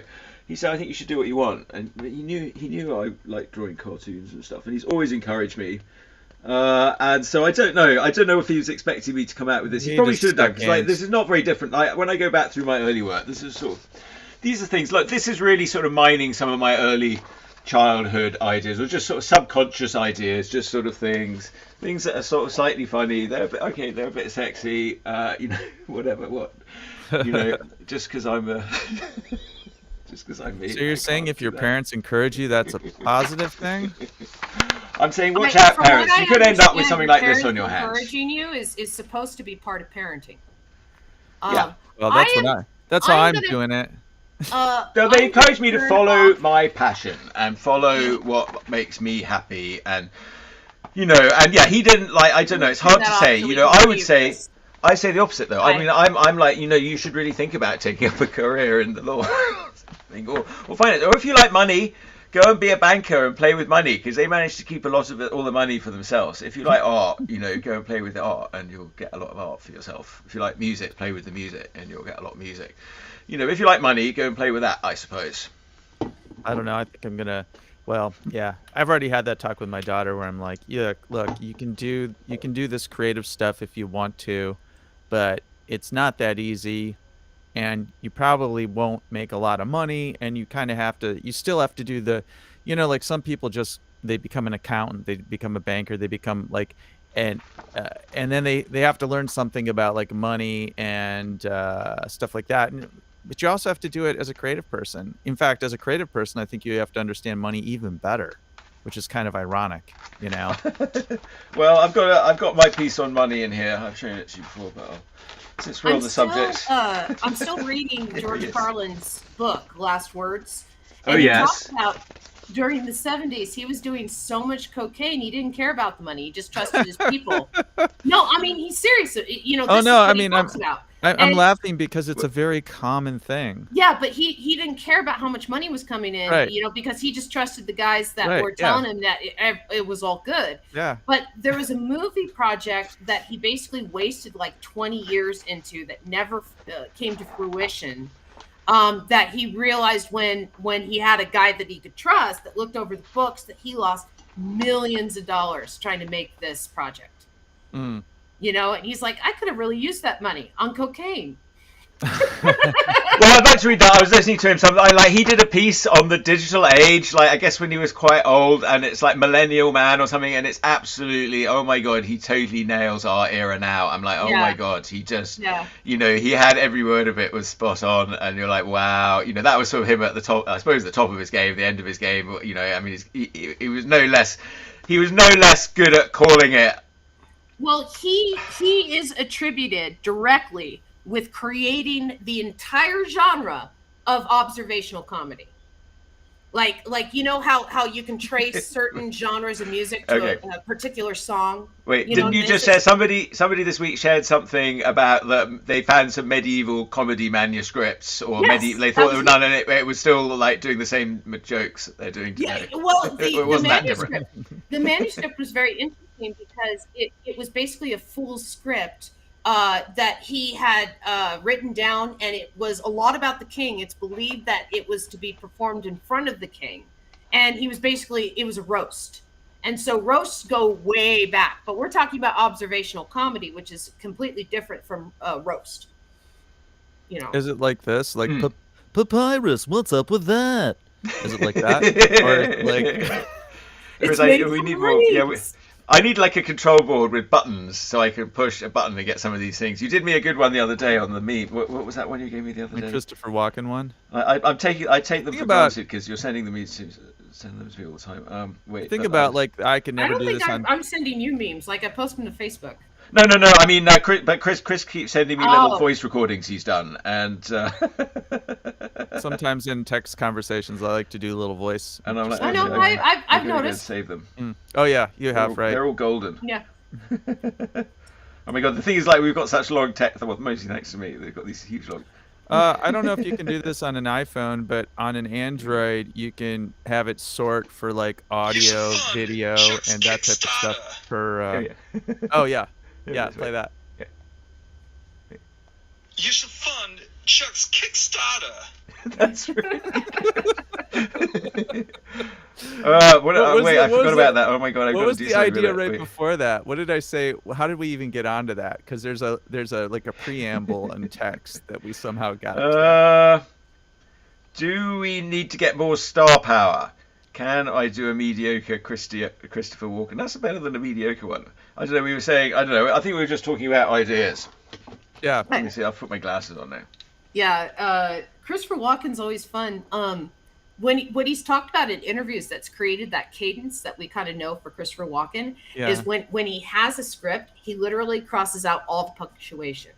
And if he can, he has the script written for him without punctuation for his lines, because he believes that when people talk, they're not thinking in terms of this is a sentence, this is a run-on sentence, or whatever. They just talk.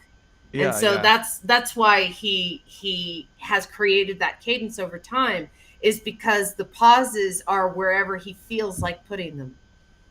Yeah, he sure feels like putting them in a lot of strange places. A lot of strange places. My favorite Christopher Walken is a bit of an odd one. It's where he's in Venice and he's married. He's a couple. He's married to Helen Mirren, and they meet like this couple. I think it's Hugh Grant. Yeah, Hugh Grant and his girlfriend. I forget who that was. And they're on a sort of romantic holiday in Venice. And they meet Christopher Walken, and he's very odd. It's like a super odd, and Helen Mirren's his wife. It's really good. I forget what it's called, but yeah, if you want to see Christopher Walken at his most like sort of sinister, and he's like everything. He's sort of charming and sinister and all over the place. Of Woody Allen, have you ever? is it Annie Hall where he's the brother that's like crazy? And have you ever thought about driving into the oncoming headlights in traffic, and then it pans over and that is Annie Hall. And yeah. Right. Yeah, he plays the waspy brother. Yeah, it was one of his first roles. Oh. Christopher Walken also, he started out his career as a dancer. Yes, when he did that Fat Boy Slim video, which was fantastic. Yes, yeah, dancing about. Yeah, dude can still dance. That's so funny. That's such a great scene in Annie Hall. Where, where it pans over and Woody Allen's like, Well, like I forget the line he says to him, but it's some like psychopathic line, and he's in his room. Have you ever thought? I'm paraphrasing, but have you ever had the thought cross your mind when you're driving of just driving into the oncoming headlights?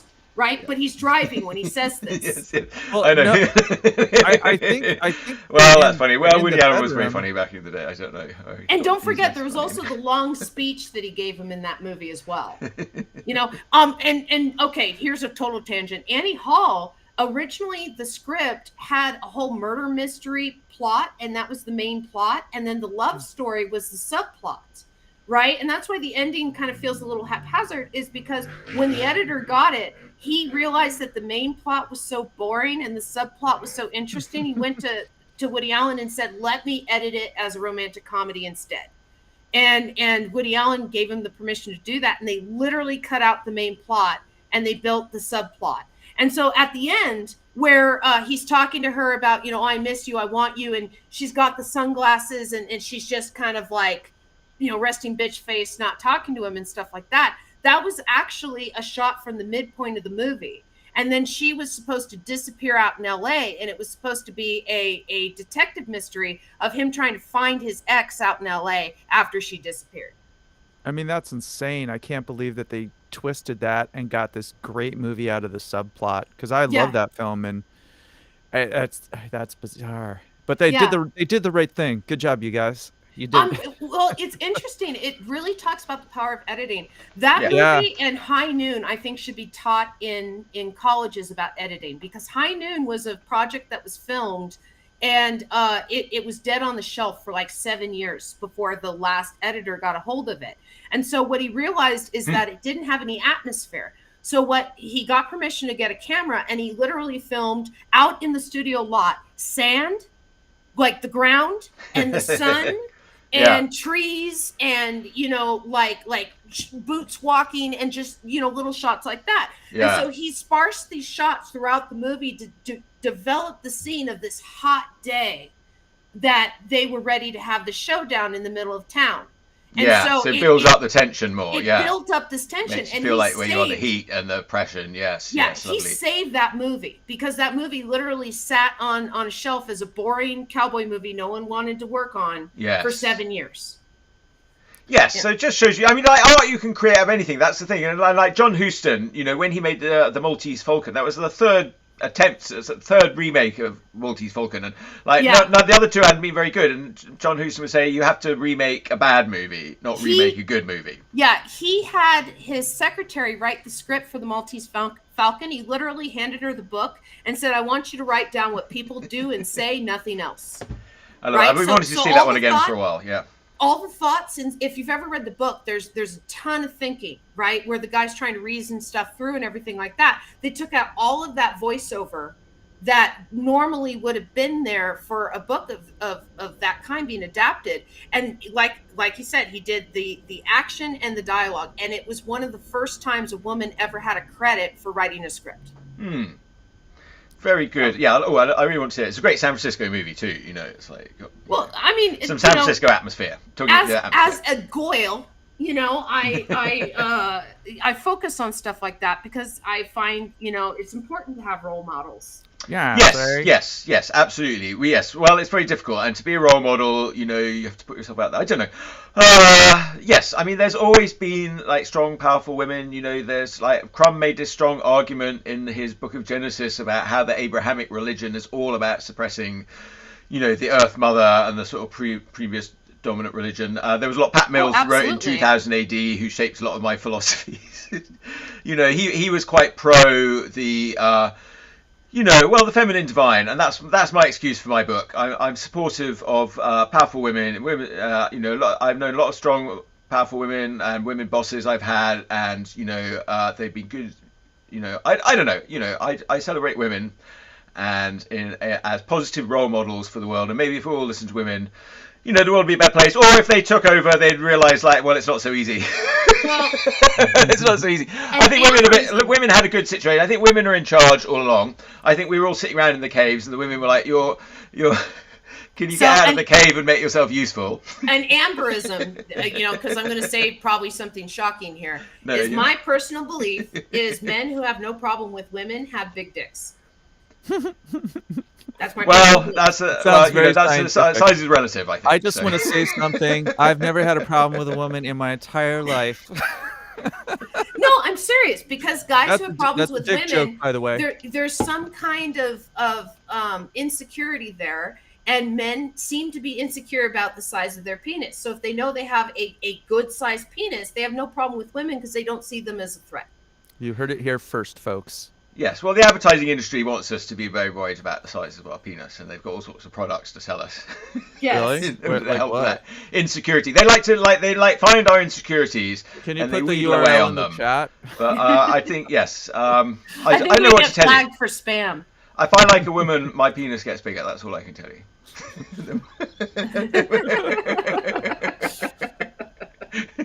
I mean, okay, it harkens back to the large trucks, right? So, a guy with a large truck, it's usually associated with having a small penis because it's that insecurity. It's that overcompensating for something, right? But you see a guy in a little Mini Cooper, that man's hung. He doesn't have to compensate for anything. That's right. That's why I drove a Mini Cooper for many years, Amber, around Basingstoke, with my only tape that cassette in there was The Best of the Doors. So it was. And we've got the data to prove in my little Mini, and I had an orc painted on the front, and it wouldn't do much above about 30 or 40 miles an hour. It was fine for Basingstoke, but if you took it on the motorway, we were in big trouble. Did you really? I have a Mini Cooper. So. What do you think about it? Is it falling apart, or is no? It cool? I love it. Yeah.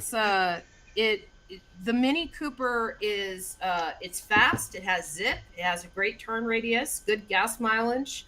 We've had some expensive repairs on it. I'm not going to lie, but compared to other vehicles that I've had, fewer repairs than other vehicles that we've had. As long as you take care of it, it takes care of you. Is it? And it's they haven't gone into like hybrids or electrics yet? They have. They have both. They have both hybrid and electric vehicles of Mini Coopers. They have the 2-door available in full electric. but the 4-door is only available in hybrid right now. Do we get money from? No, from no. YouTube? I've been honestly researching this because I want our next vehicle to be an electric car. That's right. The robot lawyers of the future that are managing your digital estate will be negotiating now between the royalties that you owe for illegally downloading songs in the 1990s and the credits you earned by promoting Mini Coopers in the 2020s. It'll all cancel out. Are you kidding? If Mini Cooper wanted to sponsor me, I'd totally be behind it. I've been starting on Twitch. I've been starting to get the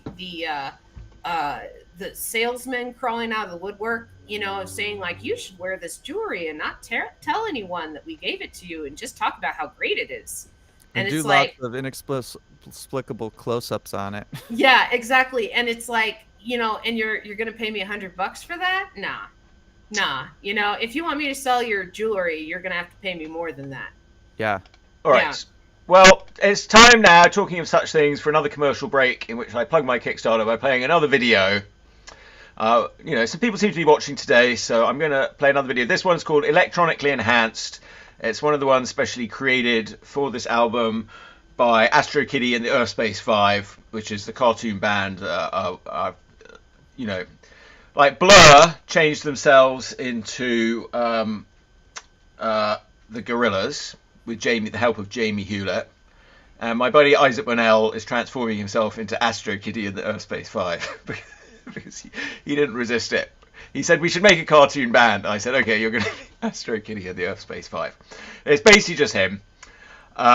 But I came up with the title. Well, the Gorillaz is basically one guy too. He just brings in other musicians to do. Well, it's Blur. It's Damon Albarn and Blur. Oh, sorry, I dissed Chris. Sorry.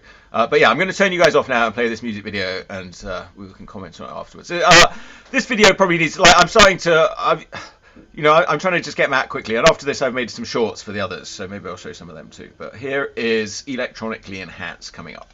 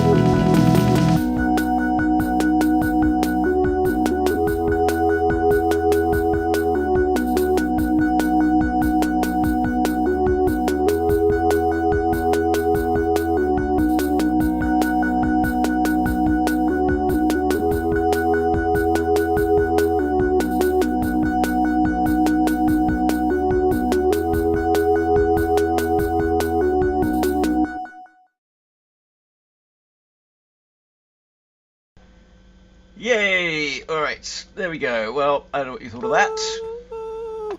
Oh, that was disappeared. Right. I was wooing with appreciation. I was quite happy with that. Yes. Yeah. You know, what occurred to me is like when you get all this stuff rounded up, you could actually have a YouTube playlist for all the songs with all your animation, and that might actually be cool. Hey. Pretty All easy right. to put together. Yeah. Hey, Well, Amber. I think maybe is that the end of the show for today? Oh, really? I don't know. Oh, do Yeah, we want to do more? I don't know how we're doing. It's I we've want to been... walk this dog who's looking at me. Yeah. Oh, okay. Well, I was but all you about guys can drawing, but start- if you guys want to end the show, I'll just start a drawing session on my Twitch then. Yeah. Well, I probably got some things I need to do to help plug the Kickstarter. Thank you everybody who's been supporting it. I'm hoping that some of you people watching are going to get in there and You help should me out.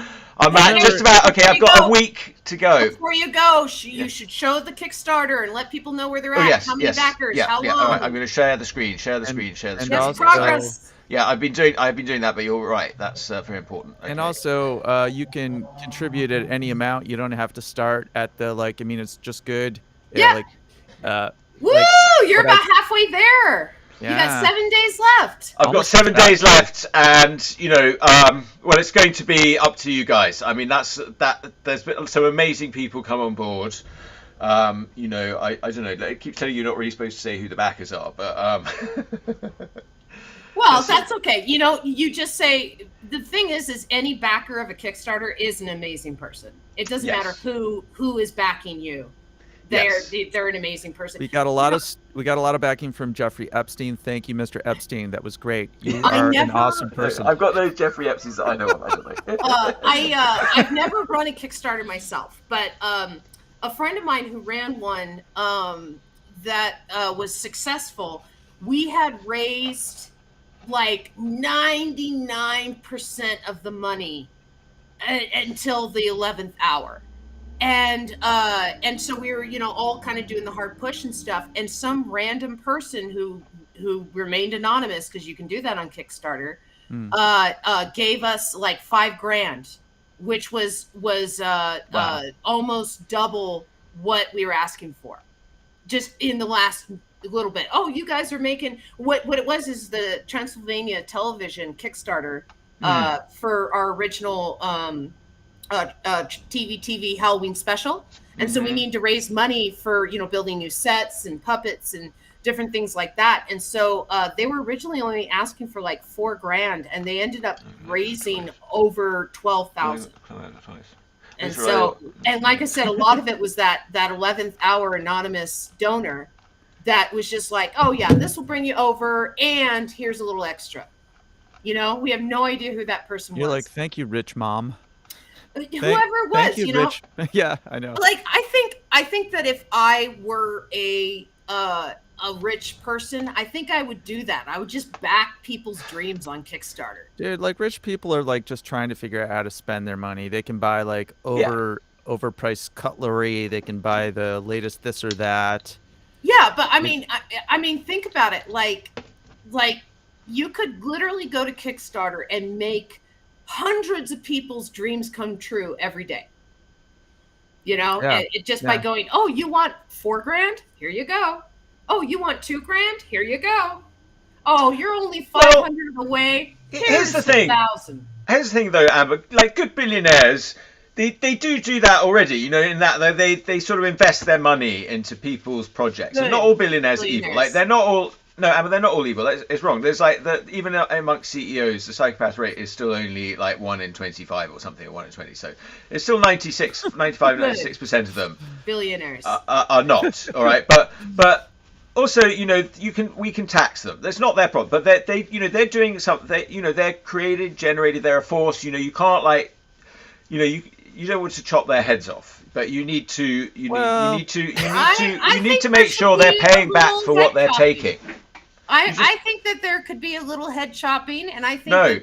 That's a dangerous. That doesn't work out. You just say that because it's French and you're English. No, it doesn't work out. It didn't work out for the French, and it doesn't work out for anybody ever in history. What works out is a sensible rate of taxation. That works out very, very well. It's the middle path, and it works fantastically well every time it's been tried. We are in total agreement about taxation. That being said, I think every time it works. A rich person or two among would get them to go and agree to the taxation. the rest of them. Well, they don't have to agree to it. Like, we all have to agree to it. But the thing is that they're very good at persuading us to, like, vote in their interest. That's the problem. That's because they well, have not you and I. I mean, I think you and I... the same I way, mean, but could we lots just of people do are everything voting in moderation? against taxation all the time. They have lobbyists and now Supreme Court judges that belong to them.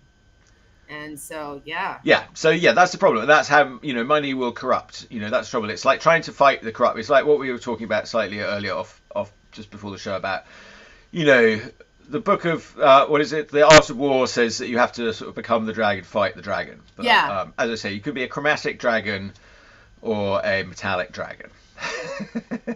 Yeah, so, I think I'm a rainbow dragon.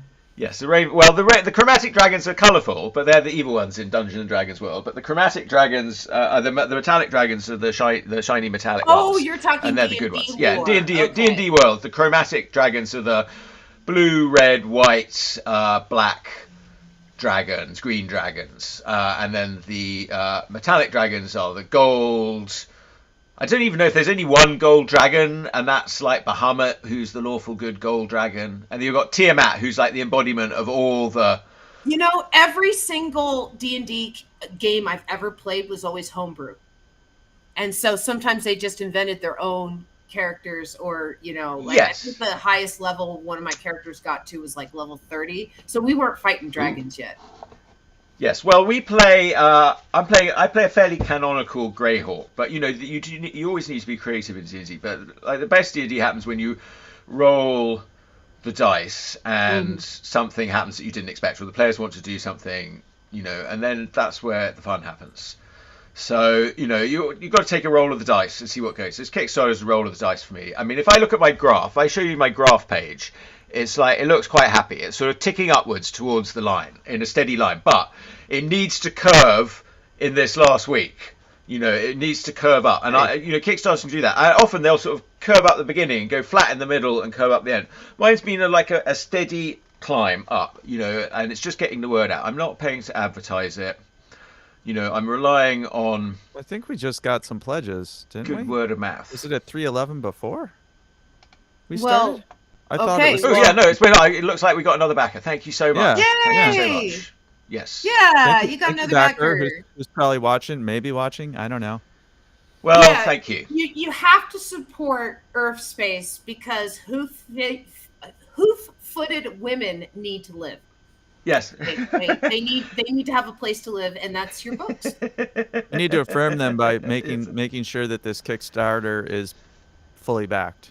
I don't know why they look like hoofs to me. They do. It is a hoof foot. It's like it may be something to do with My Little Pony. I wouldn't claim to be any kind of a brony, but maybe a little bit. I mean, I don't know. I didn't really watch that. That was a bit after my time, but I might have been if I'd been a bit younger. I don't know.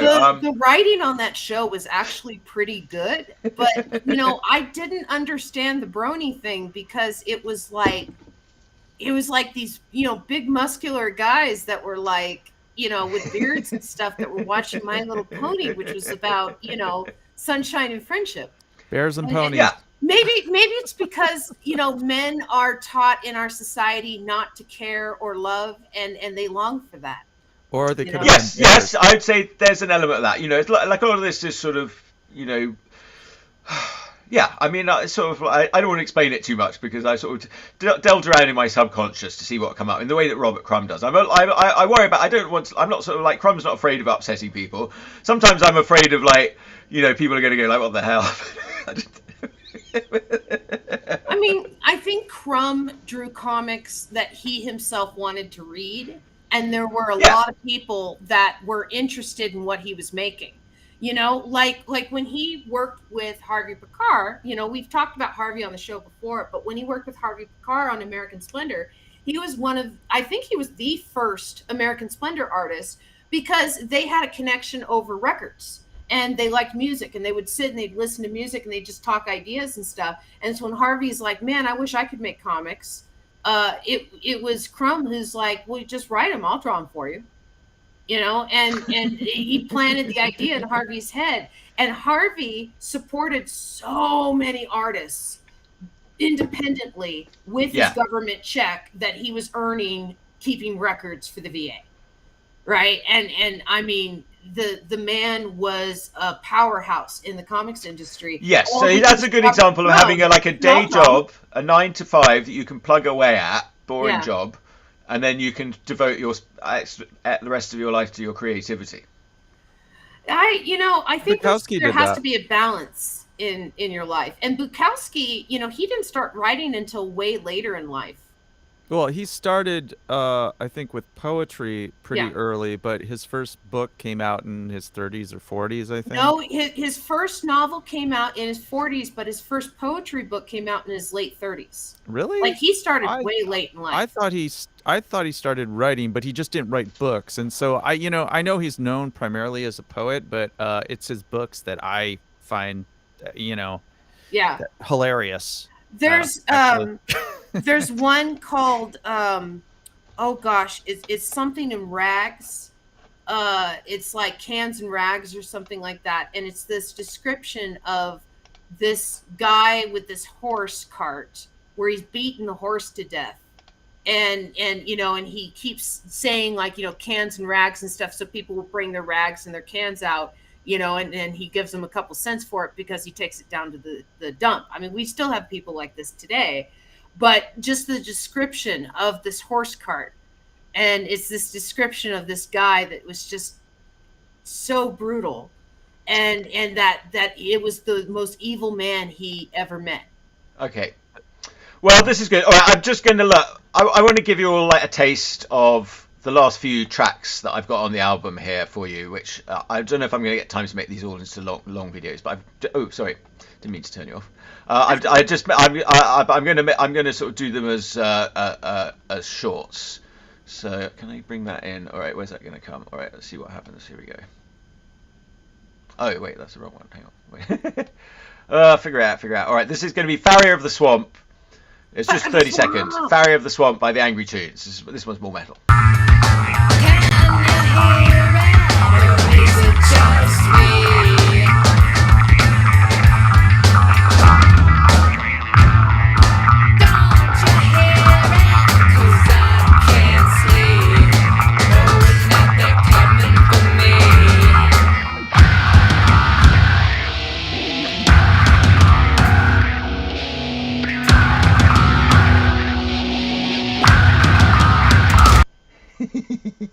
Oh, okay. Oh, Yeah, they're okay. just 30-second shorts, these ones that I've done. I mean, that song is very long, so. Yeah, that's a 7-minute song, so I don't know if I'm going to get a whole video of that. I'm just going to give you a little taste of some of these other ones. I've got all right, a short you don't here. want me dancing for 7 minutes?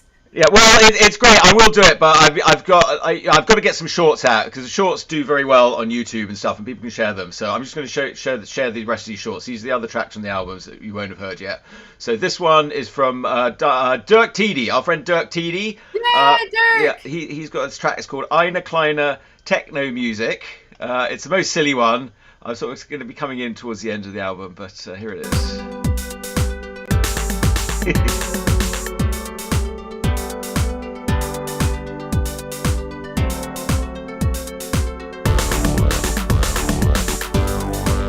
Dirk's so talented.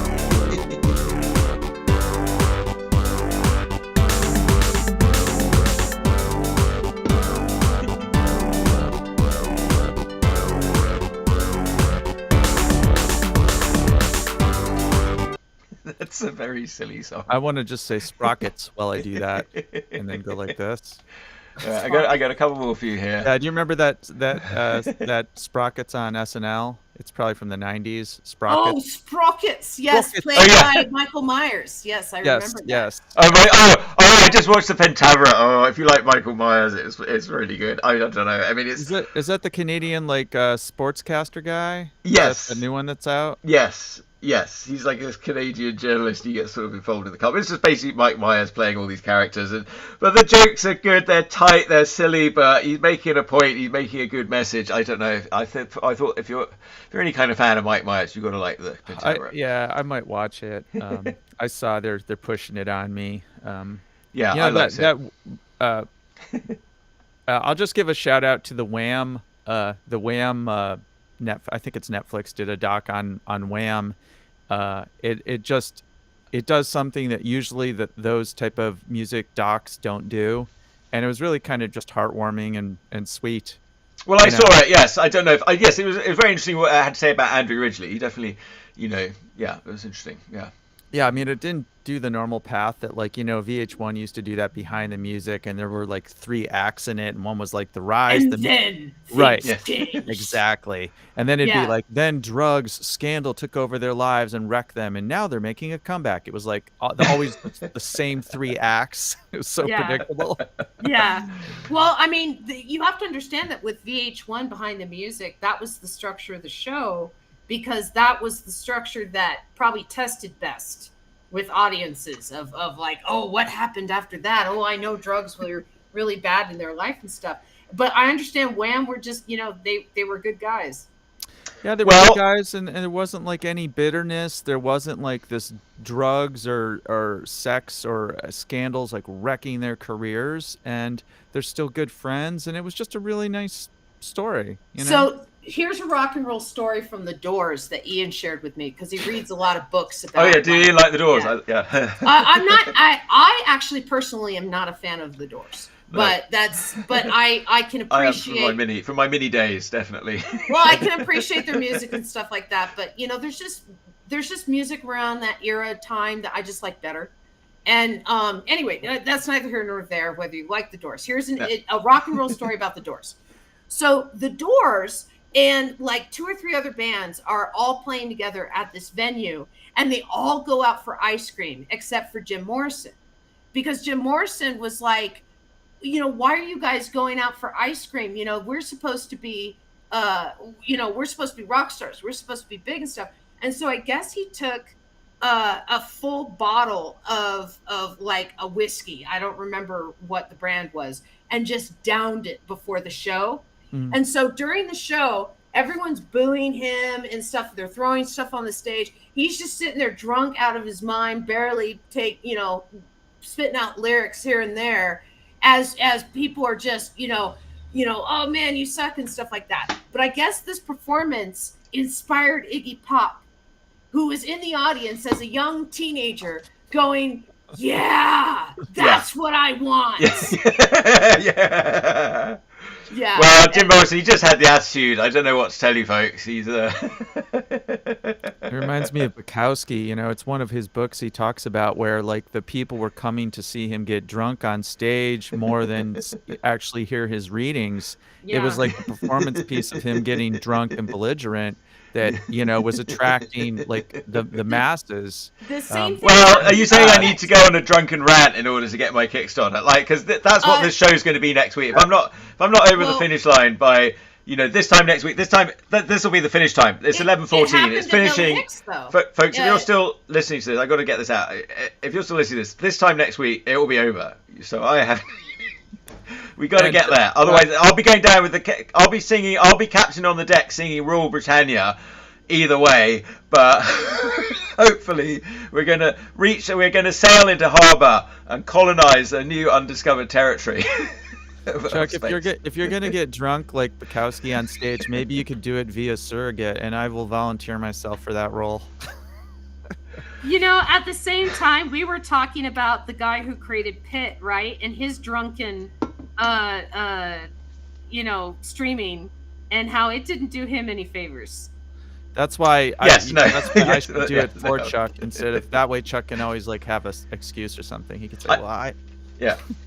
Well, I never heard that guy. It's fine. It didn't affect. It's fine. It sounds good. He got it off his chest. If I ever do that, I'll be like, okay, well, I got it off my chest. Right. Now we have a morning show scheduled next time for the end of the Kickstarter to put the end of the Kickstarter. But I can easily see an evening show sometime where we do some drunken drawing.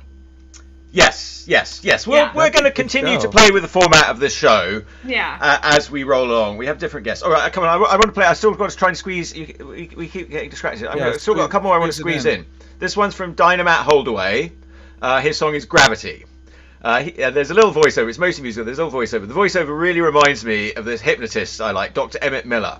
Just look him up.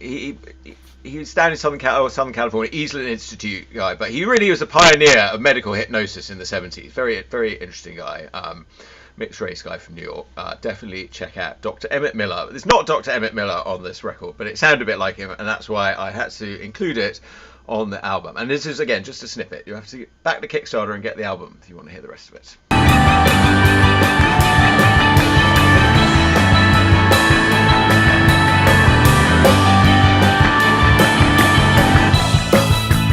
I wish that gravity would stop working on just me so that I could float into the sky.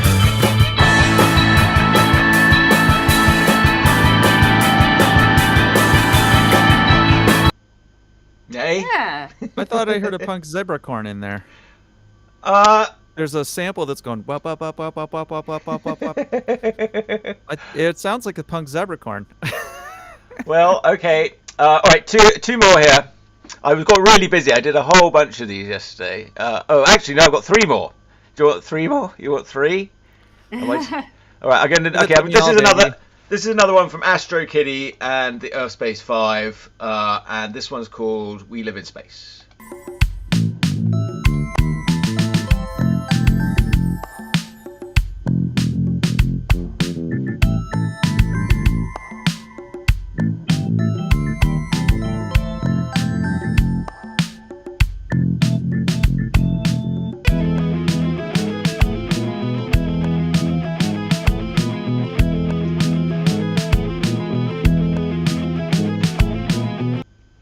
You know what I like about that, Chuck?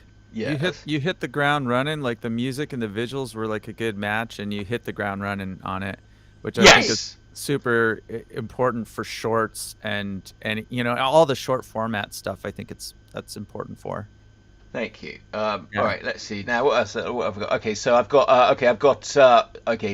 All right, this is Simon Ferocious and War with a piece. This piece I haven't shown around much yet, so but it's in the book. It's in the Urfspace series. What's it? That's my time, guys. Family's back home. I gotta go back and zebra, unicorn. Well, all right, thank you, Emma. Thank you for everything. Thanks for being the show. Great guest. Wonderful show today. Goodbye. We'll see you. I'll be in touch this week probably, and we'll see you next week for final wrap-up Kickstarter show. Yep, I'll see you next week. Bye. Adios. Telethon. Bye, Amber. Oh, where's she gone? All right, let me go. All right, she's very good. All right, so here is. Oh, wait, I turned you off. Wait, what happened there? Okay, here is. Wait, what did I say this one's going to be? I don't remember. Okay, this is going to be. Oh yeah, this is Hernan. This is Simon Ferocious. Oh, War. Which is actually Hernan and War. And War. This is a beautiful track. And yes, well, I feel like the track's a bit more serious than the image I'm putting it with, but it's a serious track, and I'll have some fun with it.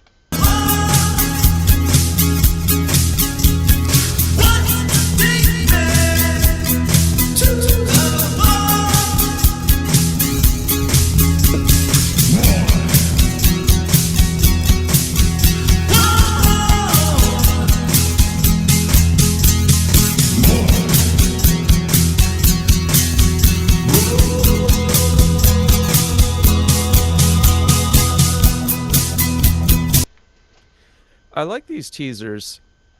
Yeah, that was a good idea. Thank you for giving me that idea to make short videos. I realised you're totally right. And yeah, on the short videos get like a ton of hits on YouTube. Well, I mean, I told you, I put that video up. I don't know if you saw it. There were no people in it. It's 10 seconds. I put some of our music to it, and it got like 1,200 views in the first 3 or 4 hours, which is, not a lot for some people, but we've never gotten anything with over 1,000 views on, I don't think, any of our socials. We usually get somewhere between, around 500 or something like that.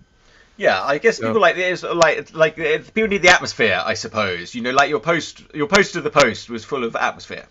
And it looked cool. That was a cool post, cool shot of the knockout. That was a good post. And I did tag the knockout, but I don't know if that had anything to do with it either. But that's what the algorithm. That's what the algorithm liked. Yeah, maybe. I should do more of those because, like I'm sure I've said before, we've got like 60 song ideas, and it's really hard to go from a 20-second idea and make it a 3-minute song. That's the difficult part. But we've got all these very short things that could go into shorts, and actually that's the easiest part about any of this stuff, I think. Yeah, and that's what part of my process with these books was to, do like sort of short, like I guess sort of slice it up like the internet. I mean, people, I've tried these big complicated things, and I'm trying something short. Probably something in the middle is the answer. But well, I mean, you know how it is. It's like it's easy to come up with a musical motif, right? Which is about 10 seconds long, and it's probably easy to come up with visual motifs, but to develop long form, that's where you spend all your money. But if it's going, if everyone's going the way of shorts, that makes it so much easier. You know what I mean? Yes. Well, Like, I mean, yes, I do know what you mean. And I mean, yes, and I've sort of designed Urfspace to be sort of sliced up in different ways, but, I'm presenting it all. This is a whole package. And then you and I are going to go down to Hollywood and pitch it. And we're going to do that. Well, we'll talk about that in a minute. All right, I'm going to show one last video. You and I can talk a little bit more, but I'm going to show the last one video and we'll wrap up the show. So here's the final video of the day. This one is from my friend Amy Carr Music. It's a beautiful song with a meaningful message. Again, it's coming at the end of the album. It's about dreams and following your dreams. So it's a very important, meaningful message. It was a bit hard. Like, my work's a bit more silly. This is a sort of subtext of a lot of my work. But I was hard to find a great image to put with it. But I think this one's good enough. So here we go.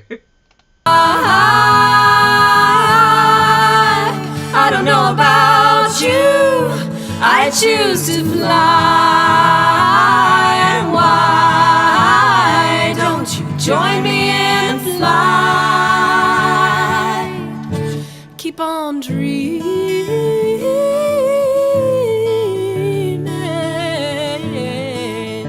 dream alive. I'm not sure what joining the Urfspace Armada has got to do with following your dreams. Well, when I started hearing that, what's the like positivity girl who's like keep hope alive. Oh, Hope Girl. Yes, I probably have Hope Girl. I probably originally had her sort of shortlisted for that video. Yeah. But also she seemed to sort of. I didn't have. Yes, I'm sort of. I've used up a lot of the good ones on the other videos. Well, I've still got some good ones I've got saved by, but I'm sort of starting to use some of my other Urfspace and thinking what other things I can do. And I'll do. I think I'll be making more art, and I might expand on these with new art in the future. I've got some art from my Astro Kitty book that's sort of coming up, which is sort of my next book, and some of those. So I might sort of start. Putting some of those to some of these songs and stuff like that. But yes, that's a very nice. But I am trying to get a whole Urfspace video album. But that's a little longer term project. I've tried to get some key songs up and these ones, and that's and then this week I think I have to be, just pounding on contacts and things and messaging people and saying, hey. You've got a bunch of short. You could take the full length ones and you could get several shorts out of those. Yeah, so I can slice those up for more shorts. And that ongoing, this project, once these books are created, then, which is Kickstarter. This Kickstarter is really about sort of building a fire to set this thing going. And it's like on Survivor, you've got to sort of do it, and your fire grows, and the fire will grow sort of exponentially towards it. And so I'm like happy with my progress. I've sort of started my fire. I'm putting logs on it. I've got like these videos now this last week, and sometimes the fire's sort of building up around you. You don't see it, but it's there, and it's coming, and it's going to, and that'll push us forward, and then we'll have the launch event in September, and then I don't know, yeah. We'll see what happens. Then it's Hollywood, baby. We're going to Hollywood, baby. Then it's Hollywood. It's up to you though, folks. I mean, you want this to happen. It's a crazy project. It could go all sorts of places. It's about embracing the random, rolling the dice, trusting subconscious. Trying to do analog tools, thinking about the future, bringing a positive view to the future, thinking about the world, some of the problems in the world. What sort of future are we envisioning? And just about having a bit of fun, really. Did we get more backers in the time that we talked about this? We were at 20. What were we at? I think we were at like 2 backers. 311. We were at 2 backers at the start of this broadcast, and now we're at 42. So we. Shut up. So we gained 40 backers. Yeah, we gained 40. No, well, it's been over the last few weeks. But we got 42 bloody backers. That's good, actually. That's pretty good for me. Normally, I mean, I've got up to sort of 60 or so, 69. I think I've had, you know, I think I think we're going to do it. I think we should do it. But, you know, it's not going to be at this point. You know, unless it goes totally flat. I mean, you know, it's not going to be a spectacular failure at this point. I feel like it's. I like that dramatic pause you just had there. You were like, I think we're going to make it. It's like I think but it's nervous. Yeah. Yeah. It's exciting time. It's right now. It's the exciting bit. It's like, yeah. But the numbers could be a lot worse. I would like to have been just a little bit, just slightly above the halfway point. But all right, that's the curve. I've got to bend it upwards. Bend it like Beckham. I'm bending it like Beckham. The more you see it, the more the people hear these like last few tracks that are on the album, and sort of get some idea of some of the diversity that's on there, some of the amazing work that's on there, and you know, hopefully these musicians will share it out a bit. Yeah, I mean, I hope that's what's going on. I mean, we've been sharing stuff, and I'm gonna see if we can get some more stuff like shared on our socials. We should actually put that last the Raw Dog video in our shorts, which I just didn't really. I'm starting to get more focused on shorts, and I realize we've got it up on our YouTube channel, but we don't have it as a short form. I'm going to slice them all up into shorts, and you know, and then you'll be able to access them. Or feel free to slice it up yourself, I guess. Yeah. Yeah, I don't know how that works. It seems like we should be able to choose anything from our library, and just like with TikTok, you know, like Just change use that segment. Use the slider to at least make it shorter. We'll see. Oh, and did you see? I got my copyright approval. I saw that. That's good news. Yeah. So they believed your fake contract, huh? Yeah, they believe my. Yeah. Okay. Well, we'll talk about this off the air. Sorry. That was a joke, everybody. All right. Yes. Yes. Yes. Out there. All right. Yeah. Well, that's the show for now, folks. Yes. Thank you so much. Whoever backed the Kickstarter today. I'm sure it's one of you. I guess I'll check on that in a minute. But thank you so much. Really appreciate it, you guys. Thank you all for helping. And supporting and being so cool, and thank you Chris and Amber and our wonderful guest today, and Richard Pace. So yeah, thank you to him, and all right, I will see you all next time. I guess I'll play the old theme tune to see us out, because we haven't seen that in a while. Awesome. How about that? Here we go. Theme tune by Chris. This one's not on the album, but maybe we'll put it on. Oh no, this one isn't. Yeah, wait, which? Oh yeah, it's Chris one. Yeah, I didn't put this one. I should have put this on the album. Well, maybe we'll sneak it in as a bonus track. You could. That one's not registered either. It probably should be. Yeah. I didn't even think about this one. All right, here it is. Here's a theme song for Chuck Whelan Showy.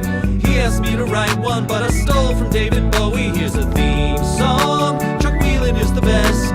We have lots of hosts, but we're running out of gas. Will you be our guest on? Will you be our guest on? Be on the Chuck Whelan Show.